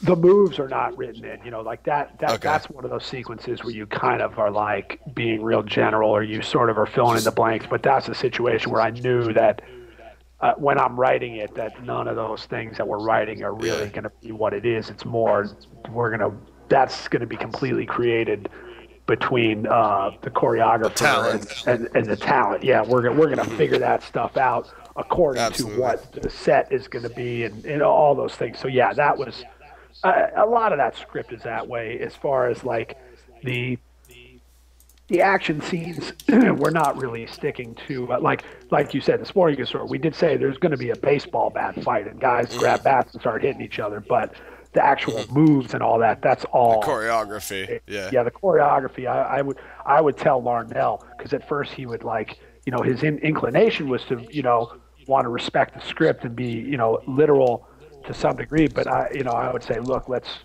we know this is where we want to start from this point, we want to get to this point, we want these kind of things going down, but let's start from scratch here and just come up with it, whatever you can come up with. And Larnell will previs those fights, meaning he'll shoot them with a video camera and a couple guys just in like a, you know, just like in the conference room or something, you know, they'll set up, you know, cardboard boxes and fake weapons and stuff. And they basically will plot the whole thing out, shoot it, and then we'll look at his video. And oftentimes those videos would already be like real good. And then we would kind of adjust off of that and make, you know, amend it a little bit.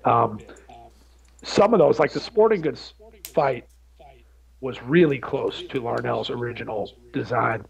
The that one where they're in those tunnels, that one was one where we had to keep it was a tough one to get right.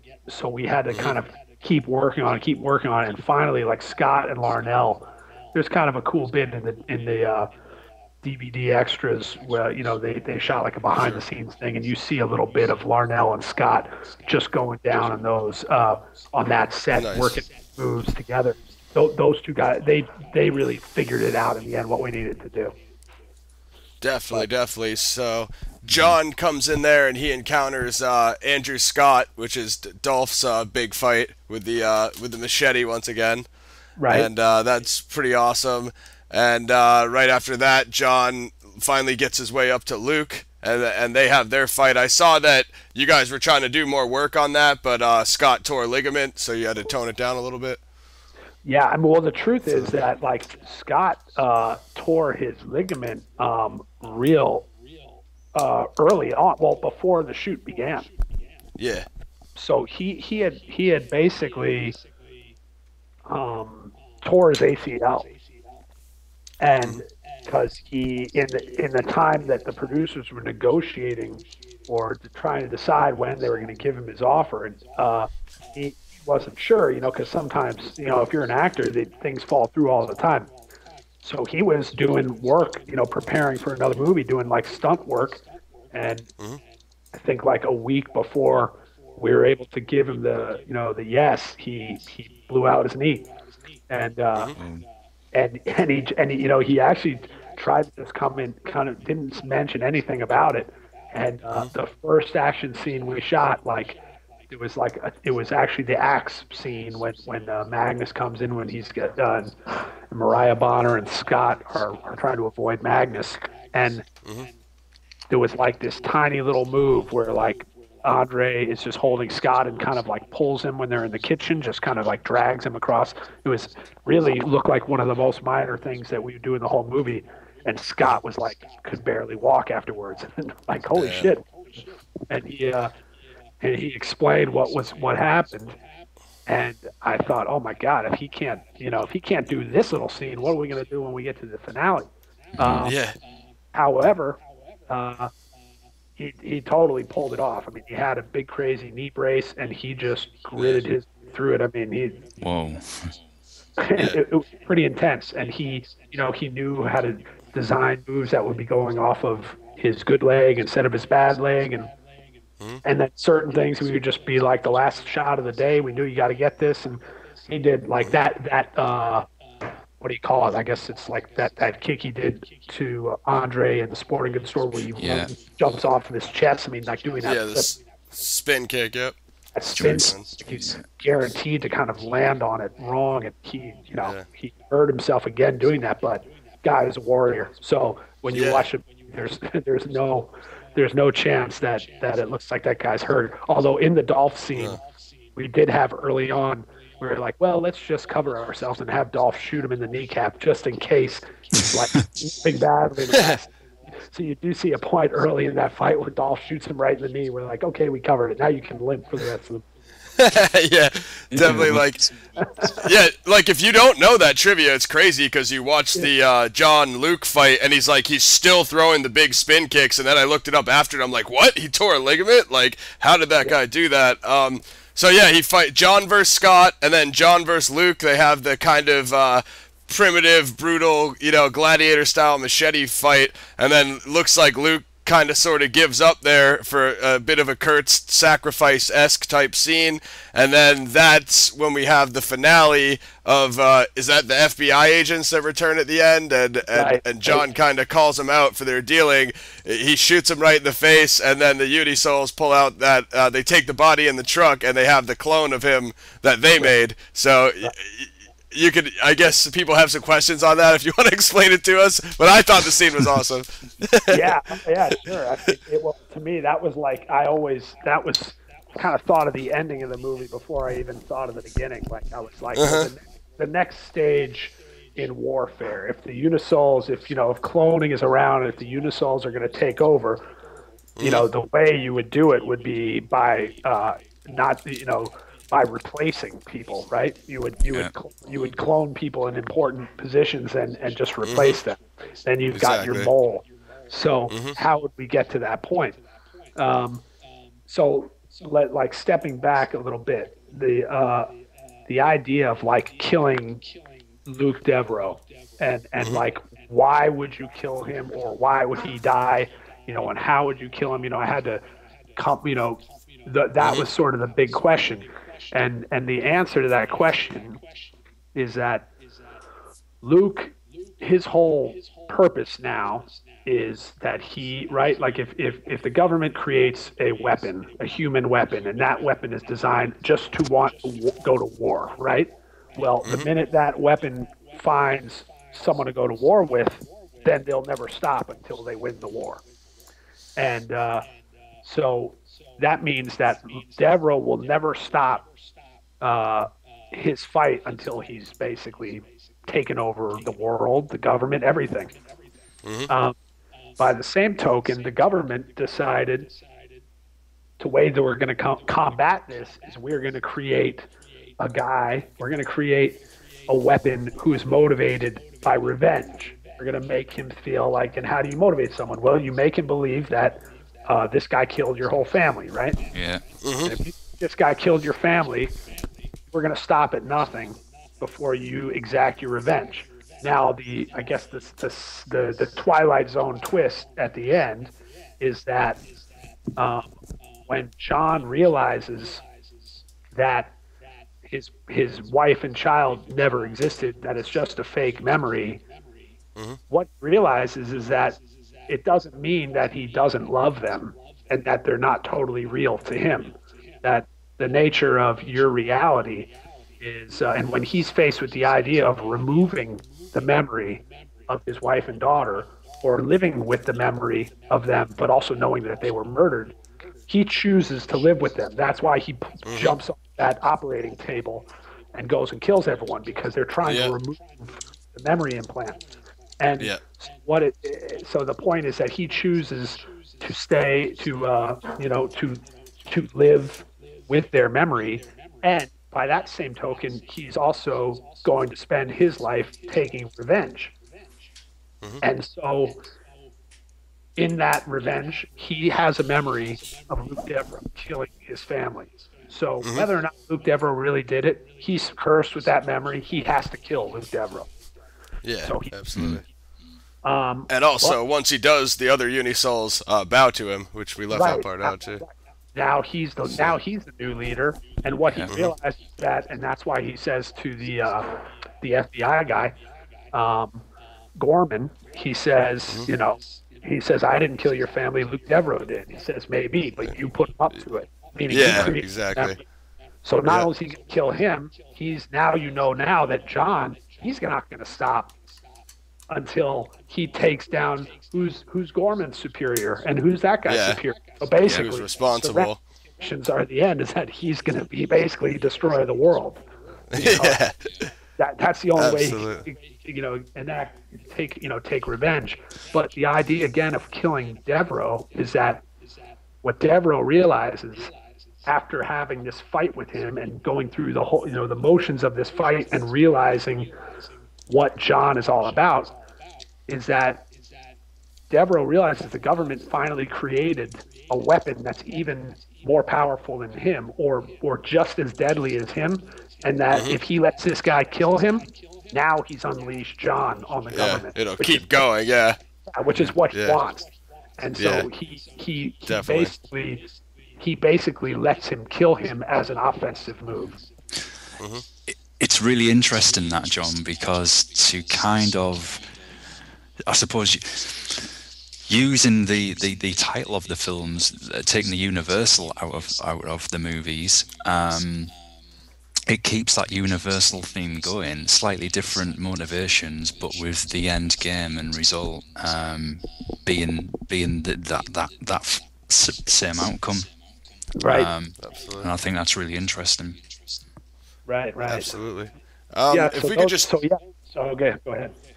I just want to, if we could just briefly switch gears for 1 second. My friend Mac the Rebel here from the label did have a question for you. He wanted to know your thoughts on Universal Soldier: The Return, which Regeneration kind of skipped over in the franchise. Yeah. Why did we skip over? I think just what you thought of the movie, but obviously, I mean, you skipped over it for a reason, we're assuming.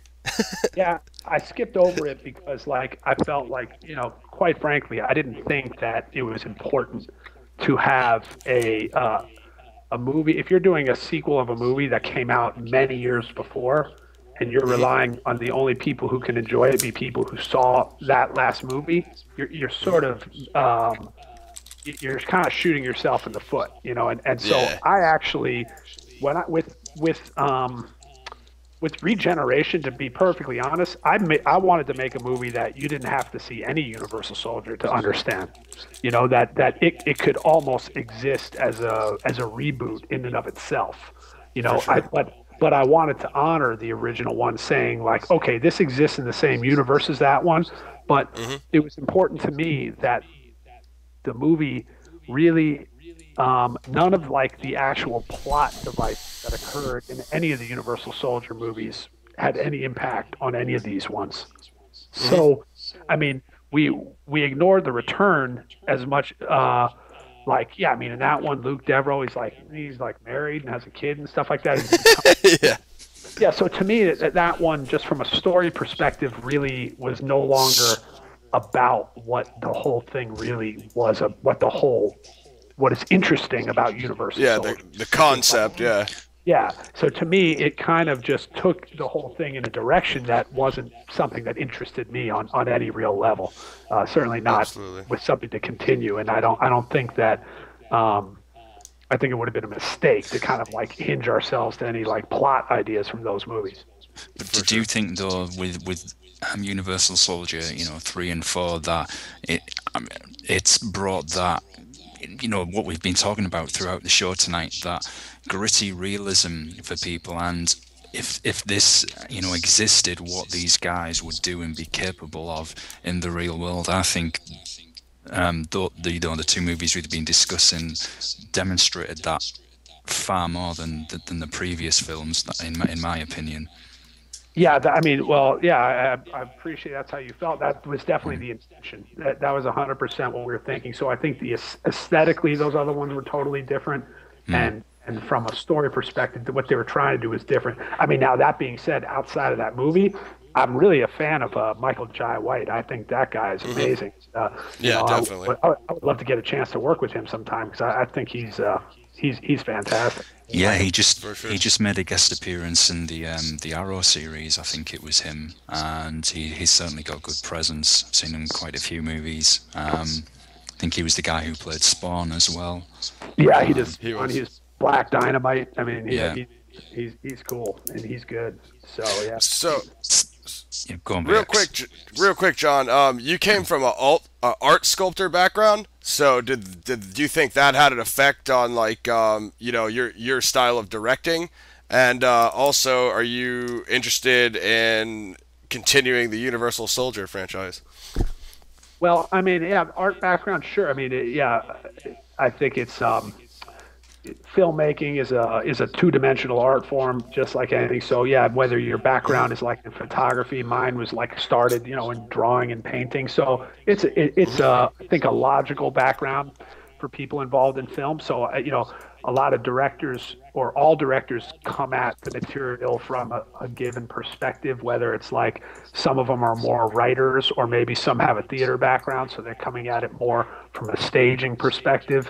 And for me, yeah, I think my perspective probably starts in a visual tonal place, but not just. I wouldn't limit it to just visual, but just kind of the overall construction of the thing. So I think like I in a funny way, I think my my painting and sculpture background really really helps me in the editing room and the way and cutting. I kind of my process of going about editing and the same process I used to have in like building something physical.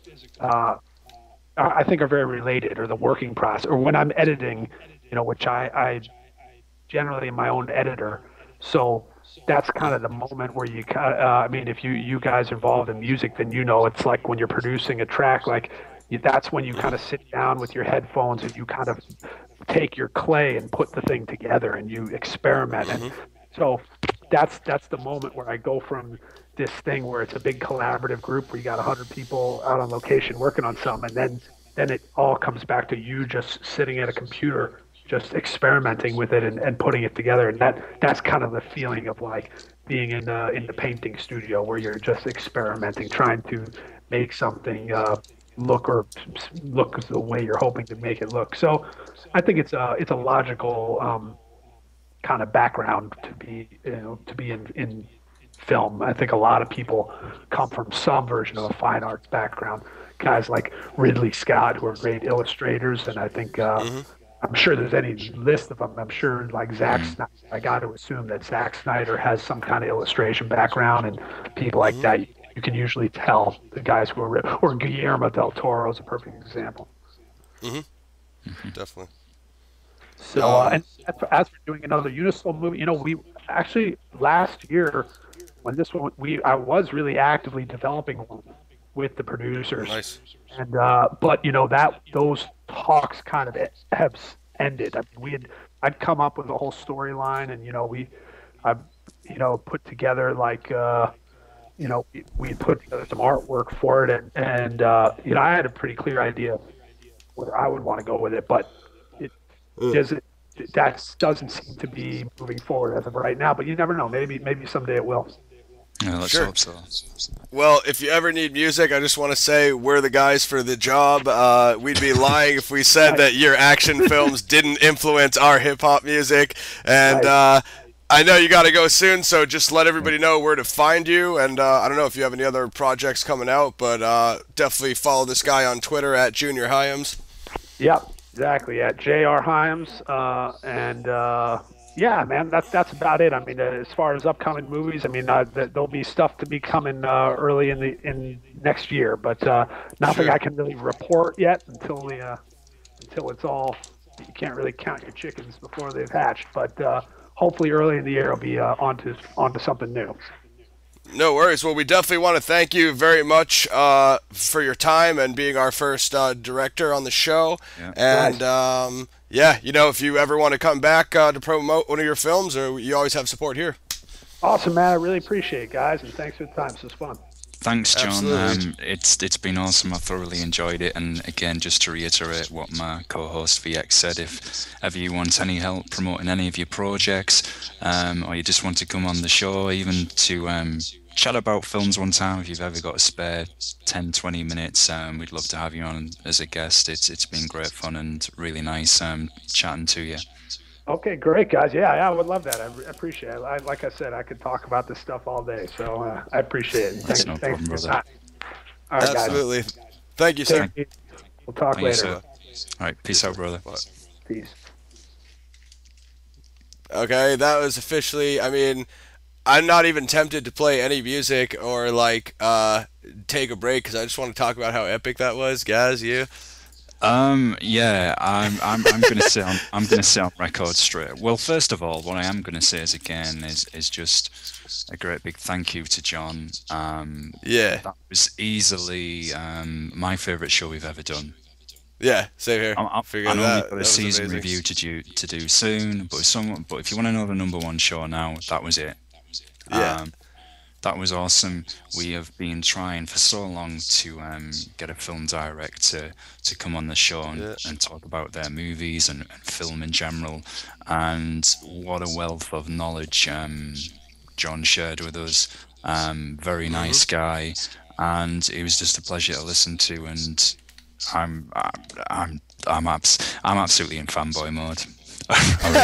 Yeah, me too, man. Absolutely. John, thank you very much, man. Also, shout out to his brother Nick at Lush1. You can follow them both on Twitter at Lush1 at JR Hyams.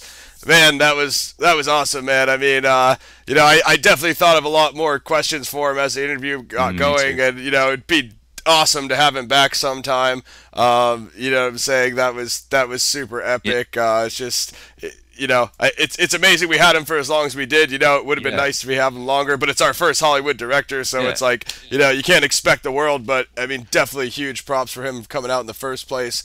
Why don't we just take a quick break? We'll spin, what do we got here? Order Rab KO 2012 mix, and then I'm going to bring Mac on, and we're going to get his thoughts on the epic director of Universal Soldier 3 and 4.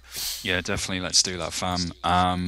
Thanks to everybody for tuning in tonight, and we shall be back in a couple of minutes.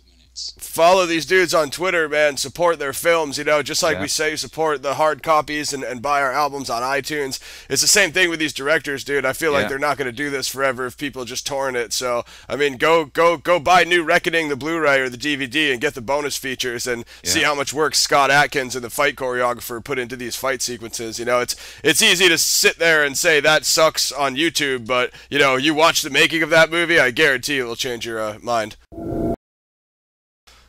Yo, what's going on? Planet X Radio, Planet Resistance Radio Show Sunday, special film Hollywood Director Edition. We just had John Hyams from Universal Soldier 3, The Regeneration, and 4, The New Reckoning. You can follow him on Twitter at JR Hyams. We got Gaz from the UK in the house, just was with me for an epic interview, and we just brought my man Mac the Rebel from fucking PXR. He asked John a question from the chat room, and I just thought we'd do some afterthoughts. I mean, we're all JeanClaude, Dolph Lundgren, action, Unisoul, movie star fanboys here, so I figured we would just have a round table discussion and see where it takes us. Pretty much. And Gaz was pretty much telling us about how much Bill Goldberg is his favorite character in Universal. Yeah, he was saying his favorite wrestler is Bill Goldberg. He was saying his favorite movie is Universal Soldier 2: The Return, and he was saying that his other favorite movie is Spawn with Michael J. White. So. Half-Assed Dead too. I got him. Complete trash. Well, welcome to Planet Resistance Sundays. But yeah, big ups to everybody who's tuned in tonight and supported the show. It's definitely one of my favourites. And No Unisol 2 isn't one of my favourites at all.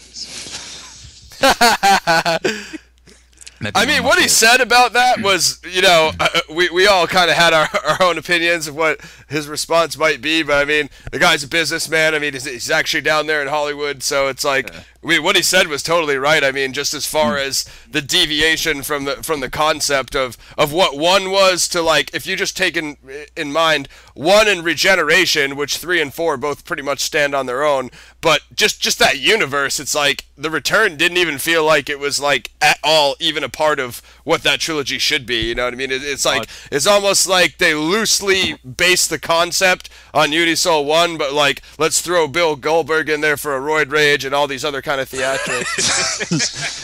dude, it could have been worse. Someone could have asked us about the unofficial Universal Soldier. Thank God. Gary Boozy, so I'm glad that. Yeah, those are like, I think a couple of those are Sci-Fi Channel productions. Yeah, go on, man. I don't even know if y'all noticed how corny, like, it just looked like it was taking it back to some of those 80s action flicks and shit like that. Not the ones with Schwarzenegger or whatever. I mean, like, early 80s and shit, man. Like, with, like, corny ass, like, you know what I mean? Like, camera work and all that shit, man. I don't know, man. It's like... Fuck. It's just too cartoony. It's like the Batman Forever of the Universal Unisol trilogy. But yeah, no. Other than that, I mean, the Scott Adkins fights are epic. In 4, like, I really didn't really catch on to that guy personally until A New Reckoning. I mean, I knew he was in Expendables 2 and whatnot, like I said on air, but I really, you know, hadn't caught on to him too much. Freaking Andrei Arlovski, the Pitbull, man. They need to just put that guy in every movie. that guy is a total loose cannon. Yeah, he's a total loose cannon. They totally, what was his name? Agent Kruger in Elysium, man. He kind of looked like Andre the Pitbull in A New Reckoning. So they totally ripped off his beard, you know, rugged beard look style from A New Reckoning in Elysium, because they're like, oh, we can't get Andre the Pitbull, we'll just get this other guy, and they made him Kruger. You know, it's totally the same look. Yeah. That's true. But that's true, man. You it know looked like, dude, when I was looking at that character, it looked just like if he could be a part of that Unisol, like, influence or whatever. You know? Dude, he got his face blown off, and they put him in the regeneration chamber, just like Andre got a new arm in Unisol. There's more than enough parallels in there. So, yeah, man, no, totally, man. I mean, freaking Apocalypse Now, my favorite movie, easy fanboy moment for me. You know, there's just too much good stuff in there. Well, I mean, what was everybody's favorite part? Yeah, he was a fan of even some of the Eastern action movies I mentioned, like one of my favorite movies, Donnie Yen's Flashpoint. You know, I knew that straight away. So no, it was just awesome. Too bad we didn't have time for the raid question, because like he said, he was down for like a a martial arts style kung fu film. Like, imagine like Raid 3 directed by John Hyams, or either that or they just take some of those Raid characters and make them Unisols. That'd be fine too. I want to see a kung fu model Unisol to just see if he fucks shit up. Like Donnie Yen. Donnie Yen is a Unisol. You know what? If they happen to make a new Unisol, they should make it on like some like crazy new world order shit or whatever, man. Like, straight up Unisols all over the world and shit, man. Like Unisols from every country, like the Rainbow Six of Unisols. Exactly. like Donnie Yen could be the Chinese one, and he just like totally like Ip Man Unisol, like just fast as shit. He just comes in the building and combo fucks up 500 guys in like 3 seconds. Donnie Yen is the shit, bro. Yeah, he is. He really is. Hell, they make an Expendables version of Unisols and shit like that. Dwayne Johnson and fucking Arnie Schwarzenegger and Vin Diesel as fucking expendable Unisouls. Expendables 4, A New Reckoning meets the Unisouls New Generation. Fucking, nah, dude, I mean, I don't know. I don't even know what my fucking favorite part of that interview would be. I really like talking about the Regeneration shit because, I mean, there's so many awesome fights in that movie. Andre beats the shit out of 4 guys. Fucking, who else? JeanClaude fights Dolph, and then he fights Andre right after. That fucking fight is awesome. On the reactor. No, I was about to say, like, Regeneration is just pretty much, like, fucking... I think it's probably the best out of the 2 or whatever, in my opinion. Oh, hell yeah. Definitely. Yeah. I think having the Peter Hyams cinematography really helped because, dude, that guy did Time Cop, End of Days, you know, and I think it comes through that movie. Like, it looks like a grimy, you know, what, like we said, I don't know, late 80s or early 90s movie. Yeah, man. I find it funny what he said about, like, the snow effects and shit like that. Yeah, that was tight. That was tight. They just sprinkled some fake snow on the ground. I mean, fuck, if he didn't say that, dude, I would have had no idea. Fucking, like, I was just watching that shit, paying attention to the action, like, Andre's such a badass with a mask on, you know? I was totally fanboying to notice any actual details of the scene. What about you guys? What do you think your favorite part was? This is going to sound really cliche, but it's the truth, all of it. And I'll tell you why. Yeah. Because, like I said to John at the end of that show, we have been trying for so long to get someone come on as a guest who's involved in film. Prior to John, we only had David Crowley from Grey State, and then we got Lauren on Friday. Which is a week ago, so you can see how long that took us. Yeah. Fucking. and that's it. So there's 3 guys involved in film. That's all we've ever had on. We've wanted for so long because we're huge movie nerds on this show. And to have someone come on and just talk about in depth the processes involved in his movies, like Max said, his knowledge about other films, you know, and then film in general. And he was just a down-to-earth guy, very friendly, approachable, answered all of our questions and more. He just fit in perfect. If we could have that guy be our fucking Hollywood affiliate, that would just be incredible. It's like he comes from an art background. We're pretty much all graffiti art illustrator nerds here. He did the MMA documentary. We're all, for the most part, MMA fanboys here, and he's an action movie director. Like, is this guy at PXR? Like, what the fuck's going on? So and he's a boxing fan as well, so he gets an extra and a boxing fan on top of that. This is like shit. No one watches that anymore, but a few of us. Yeah, apart from us. That was awesome. So he's totally into, you know, into the athletics, clearly, but yeah, no, man, it's just fucking, that shit was great, man. Though, man. Independent film as well needs the support just as much as independent music. Absolutely. And a lot of the large budget films will steal the ideas from these guys in the independent scene. So it needs to be supported, man. Look at Elysium, dude. I never saw anybody doing any of that body part regeneration shit until they did it in Universal Soldier, and now it's in every sci-fi movie. Like, if he gets a limb blown off, throw him in the cryogenic healing chamber.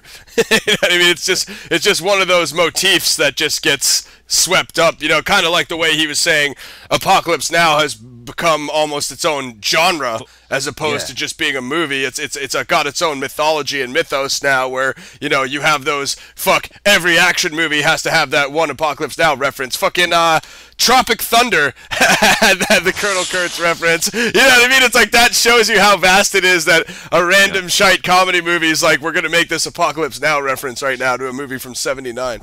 But I tell you what I liked as well, when he was talking about casting the guys to appear in the movies, he said he wanted the guys who looked the part as well, who were going to fit with his visions, who weren't necessarily the best from, say, MMA. He was looking like, no, he fits more for the vision I've got. So that says to me that guy really cares about the franchise. He wants to get it across there to the fans as genuine as possible, and like I've said, he wants someone to look the genuine article, and I think he really picked the right guy for that with Andrei. It just shows that he's a quality over quantity kind of guy, and he's just trying to do good filmmaking. one thing I wanted to expand on with Andrei, because I mean, we're dealing with stars like, you know, JeanClaude Van Damme. If you don't know who he is, kill yourself and terminate your connection right now. Don't go to my website ever again. Dolph Lundgren, same. Scott Adkins, you know, you might not know who he is yet, but you should now. So, like, by next year, that's the warning you'll be getting. And, you know, and then you have, like, Andrei Arlovski, and one thing I wanted to ask, like, okay, was that was his first movie, right? I'm pretty sure that was Andrei's first movie. So, like, even though he didn't have, you know, long 50-minute eloquent, you know, English monologues, I thought he did a very, very good job of, like, acting, or the way I said, being machine-like and looking like the Unisoul, looking like looking like that military model, almost like the military model of the Blade Runner replicants in Blade Runner. Like, he did such a good job of just the way he held his fists and the way he walked with his shoulders. He just circled around the guy a couple times, then took him straight to the ground and punched him in the face like 500 times. You know what I mean? Only a robot would do that. Like John said, these are obviously, I mean, we know this as fans of the movies, but genetically engineered super soldiers, and Andrei really did carry that as this ruthless killing machine. He was literally just bam, bam, bam, that's it, you're gone.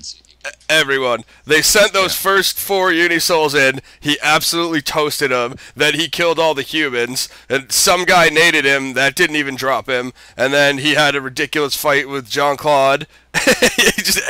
Everyone who fought that guy, it's just like you said, like, the reason he kept him on ground, because that dude just forced people to step up their performances on screen so much, because he's like, dude, just imagine how fucking dangerous that guy is. He's throwing, you know, 20, 30, 40 punch combos with his fists. You know, if he takes you, if you go to the ground with him, you're dead there, and either that, he's probably just going to throw you off a ledge or stab you with his fist knife, so it's a difficult situation.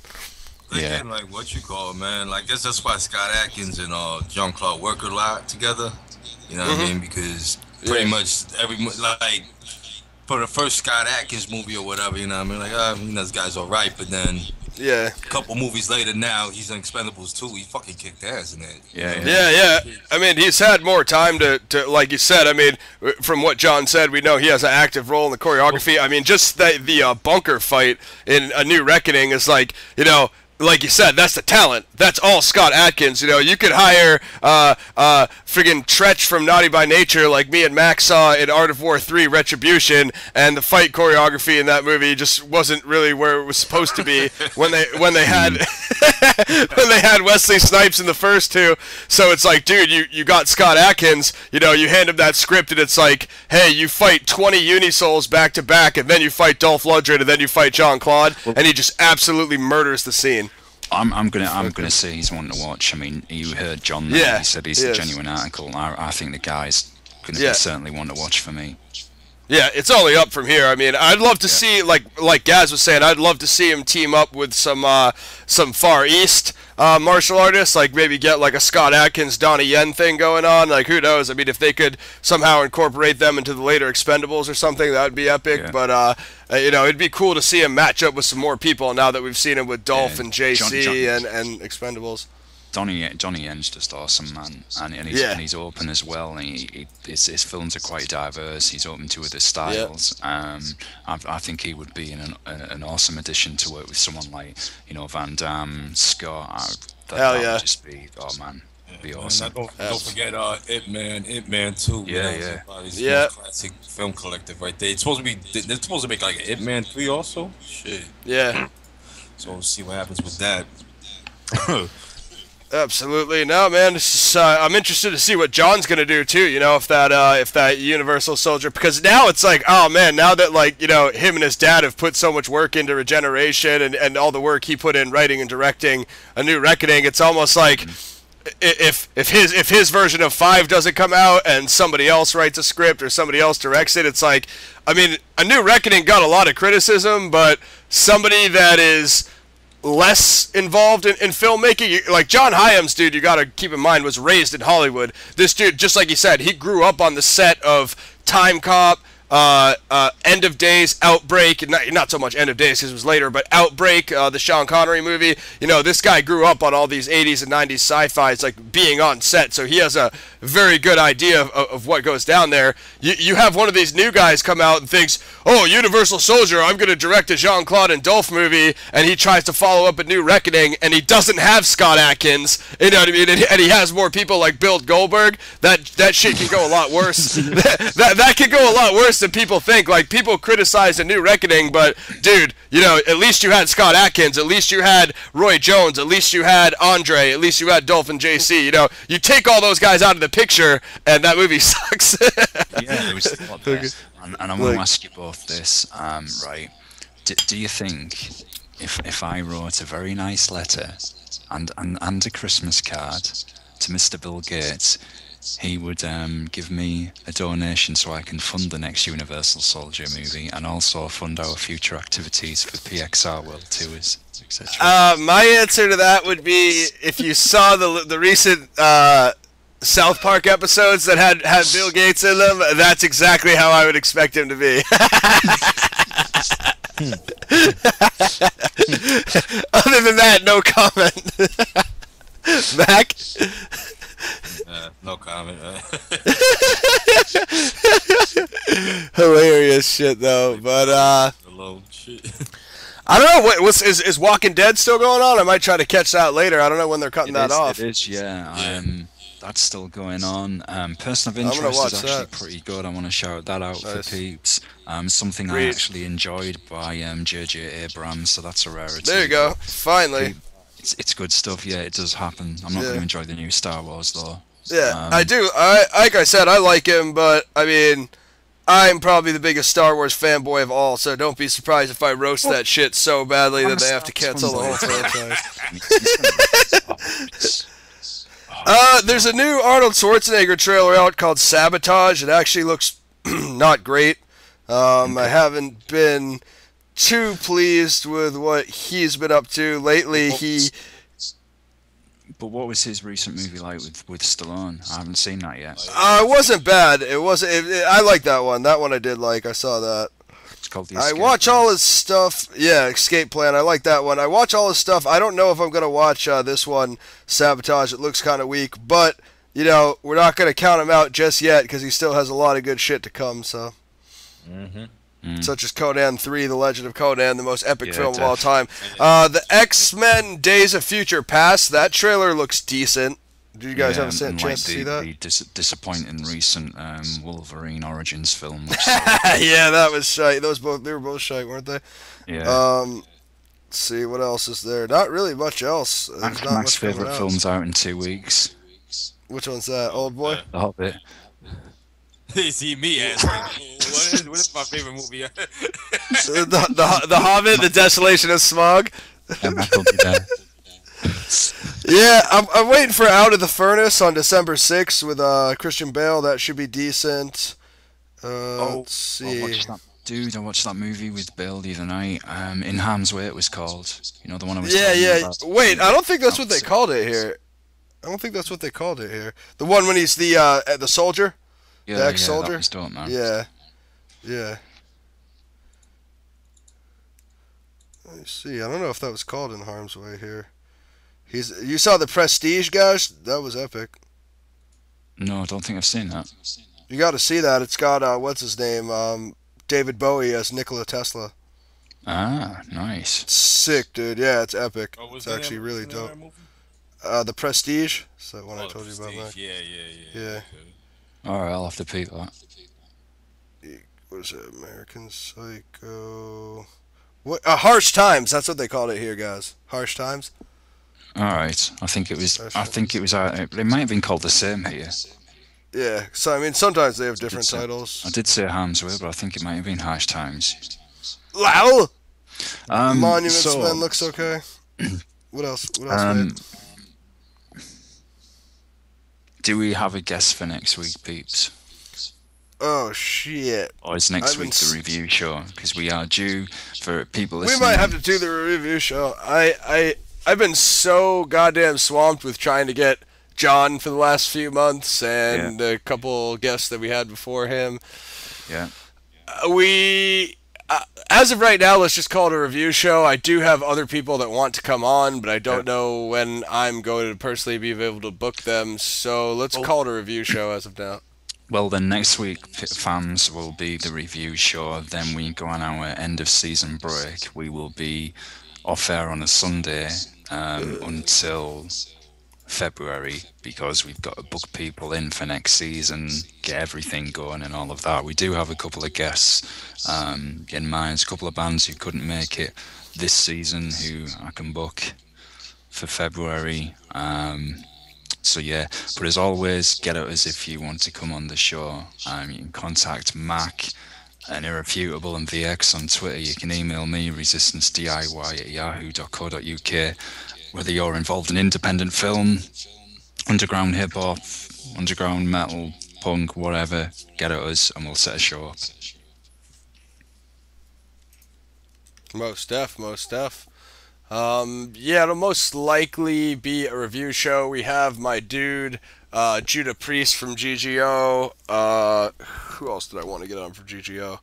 Judah Priest and a couple other more heads from GGO. I'm looking to get my man Automatic Greatness on there and keep it rolling with that. Shout out to everybody that was at the Rampage Skate Park event last night. Shout out to Eloquence for rolling with me. Shout out to Heaven Reza for rocking the Gorilla Alliance beanie, and you can see pictures of that on my Instagram, VX Planet X PXR. Got a pretty epic Capadonna Winter Wars skateboard deck that I will screenshot for Gaz so he can see how epic it was out there in England. And same old shit. Thanks for everybody that came through and listened. How's the Miley Cyrus collab coming? It's coming well. It's coming really well. So the only collabing there's gonna be. I'm not gonna say that on air after we actually had a decent interview. That could have taken a turn for the worse. No Miley Cyrus references on this show ever, please. You don't see us slandering you with your David Cameron collaboration, man. That's the one, man. Gordon Brown and what have you. Taking over the world there. Isn't that what the British do? Oh, I'm the new sneaky Prime Sinister. I was gonna say that you guys got slighted because they never made any Brits any epic Unisols, and until one of your actors becomes a Unisol, your country doesn't matter. But Scott Adkins stepped in for you guys and saved you. So the safety for us is, as long as we do something that you like, we're all right. Exactly. The thing with America in general, isn't it? Right. The thing that sucks is I was ripping on Gaz for British actors being shite and not liking any of them, but there's actually a number I do like, and also the greatest actor of all time, unfortunately, is a Brit, Daniel Day-Lewis, the most epic actor ever. So there's loads, man, on both sides of the pond, and that's why I have to get back to my totally off-topic rant on when people were going on about the Spartacus series just having nothing but British and Australian actors, yeah. And then people say, "Oh, there's no one American who can star in a series." Wrong. There's many actors from the States who could have starred in a Spartacus series. Just wanted to get my little rant about that out there again. Absolutely, but Daniel Day-Lewis, man. Actually, Gaz, have you seen In the Name of Our Father? About the IRA bombing? Yeah, I just watched it the other week, dude. It was awesome. Fucking Daniel Day is the man, dude. Dude, it's just incredible. Three fucking Oscars, dude. Best actor ever. I'd say it's a close tie between him and Brando, but I'm not being biased here. No. I'm being biased. Both were actors, I like them both, and certainly can take any role and make it their own. I should like him in Last of the Mohicans, man. Yeah, that was cool. Yeah, he was epic, man. I can't believe he played a native, but he did, and he was still epic. So yeah, man, me too. he was sick, dude. Gangs in New York, build the Awesome. There will be blood. There will be blood. It was epic. You know what I mean? Yeah. Everything. Shoot, I don't know. He had a couple. Oh yeah, and I think there was this one about when he was in He was a part of the not the part. I don't think he was a part of the IRA. Like his dad might have been a part of the IRA. And he got arrested. In the Name of Our Father, the one that we just talked about. Yeah, I just saw that for the first time. Also, The Boxer. He's in a lot of good stuff, man. He's in a lot of good stuff. Man, I don't even know. I wish we had some epic trailers to review to kind of go over stuff. I'm gonna go with something, right? Because I've been thinking about this a lot at the moment and trying to think of. Ideally, there's plenty of mainstream MCs I'd like to see bodied and destroyed in hip hop battles for obvious reasons. And you know what I'm going to talk about? Disaster ripping on Lupe Fiasco, because that was pretty funny. Yeah, God, it would. Who do you think he's going to maybe call out from the mainstream or well known, or would you maybe like to see Disaster Immortal Technique battle?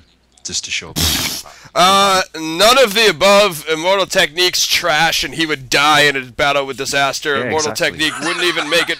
He wouldn't even make it past the first round before he'd be dead. Also, Lupe Fiasco. Lupe Fiasco just dissed Disaster on Twitter. Lupe, you're terrible.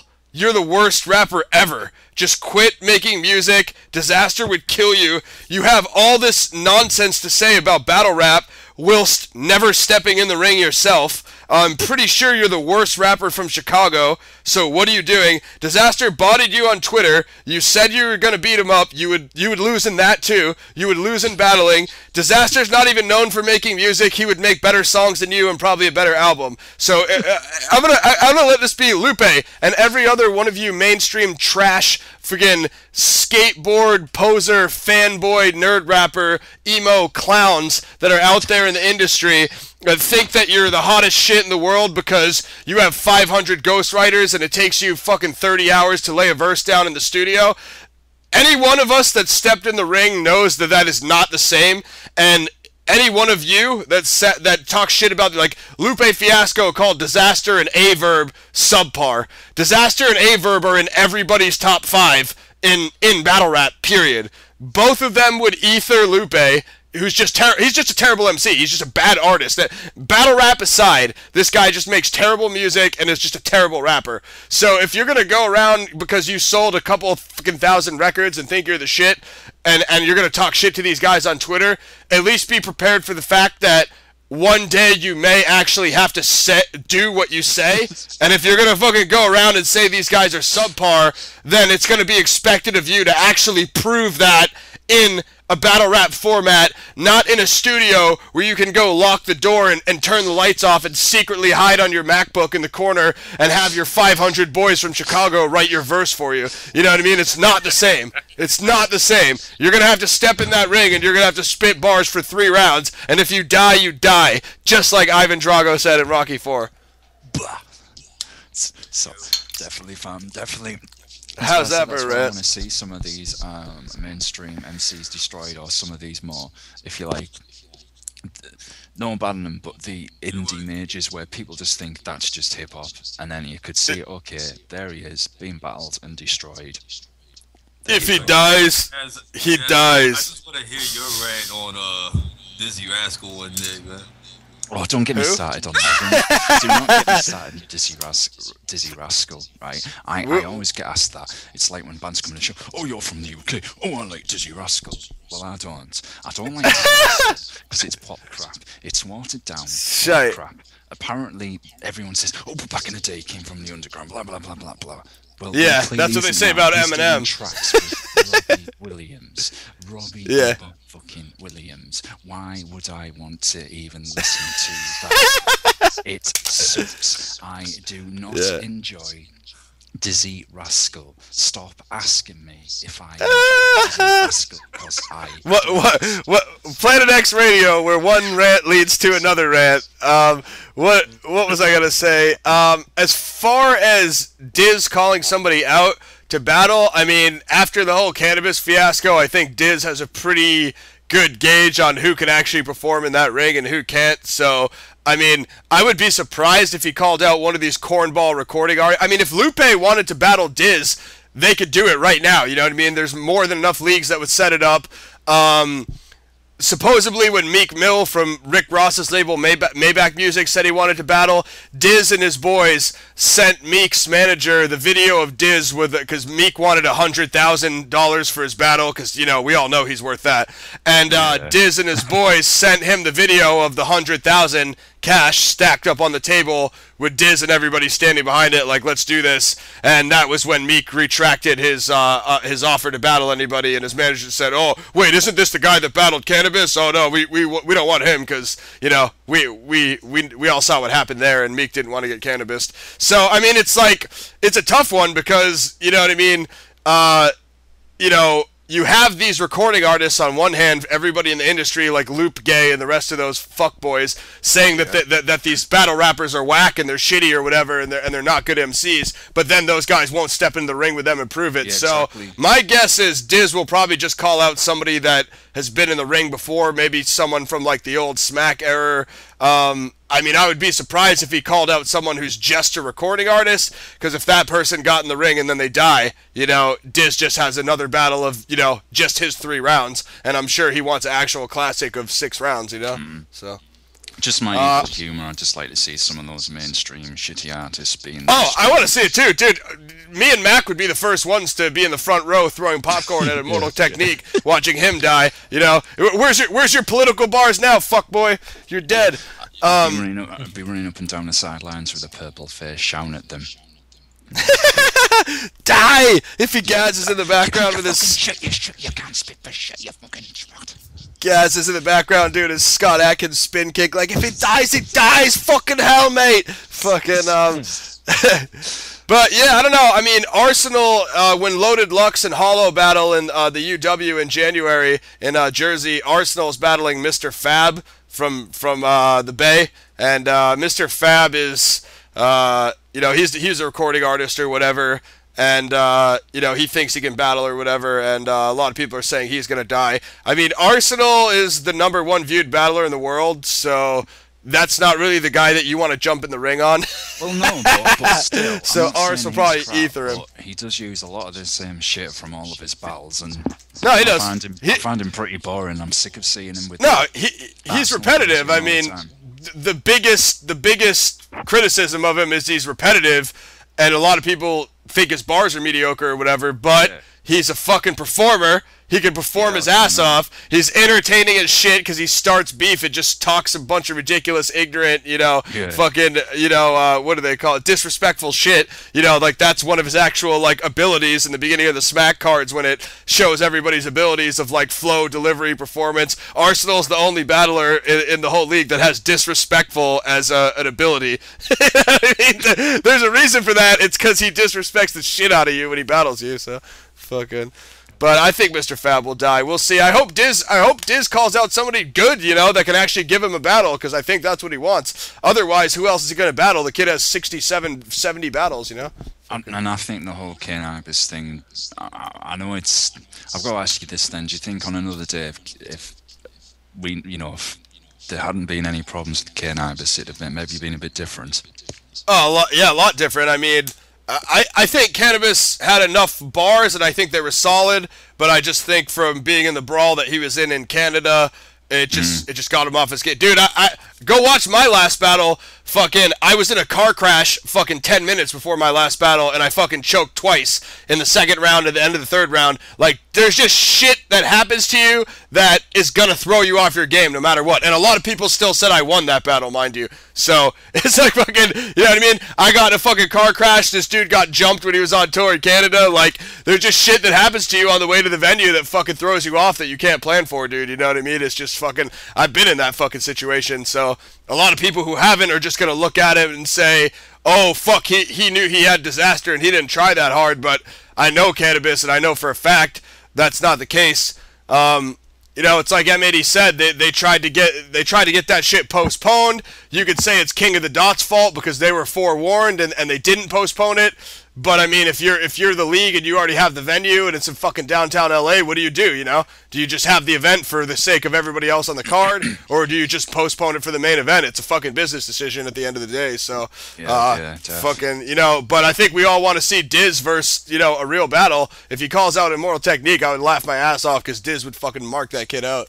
Yeah, I want to see that happen. The reason why is, I mean no bad in Immortal Technique, but I just want people to open their eyes up a bit that there's more to hip hop than one artist.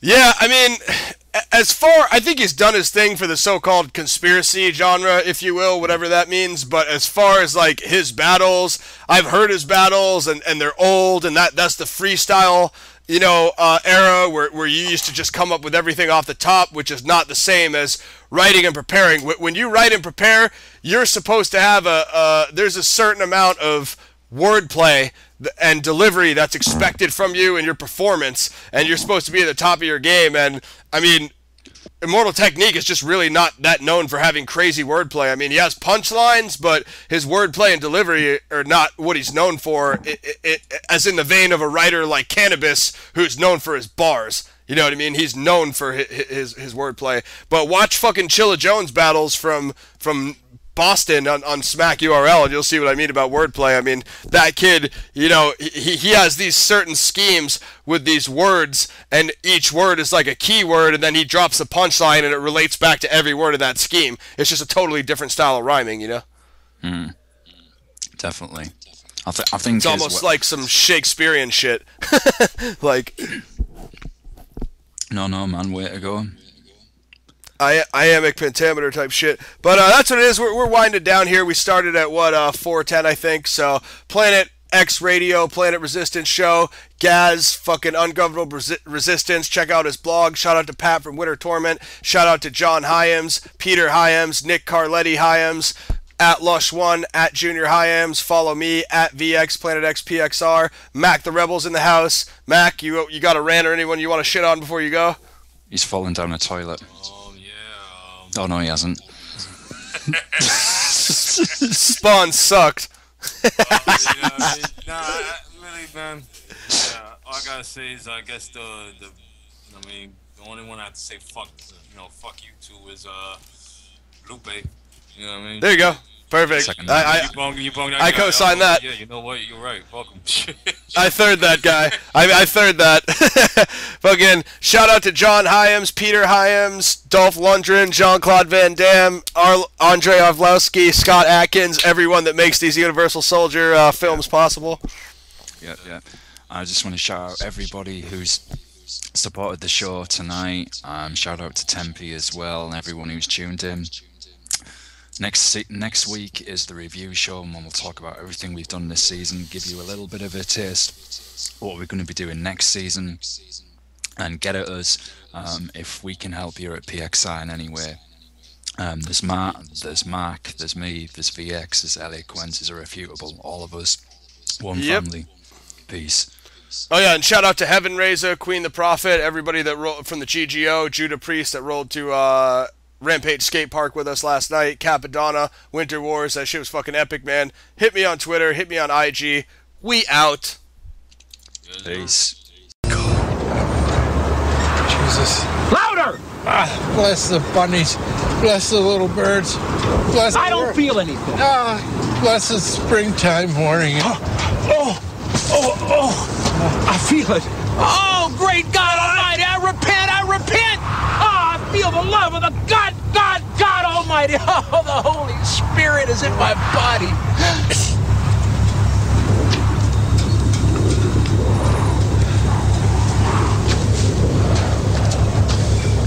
I am the devil, and I am here to do the devil's work.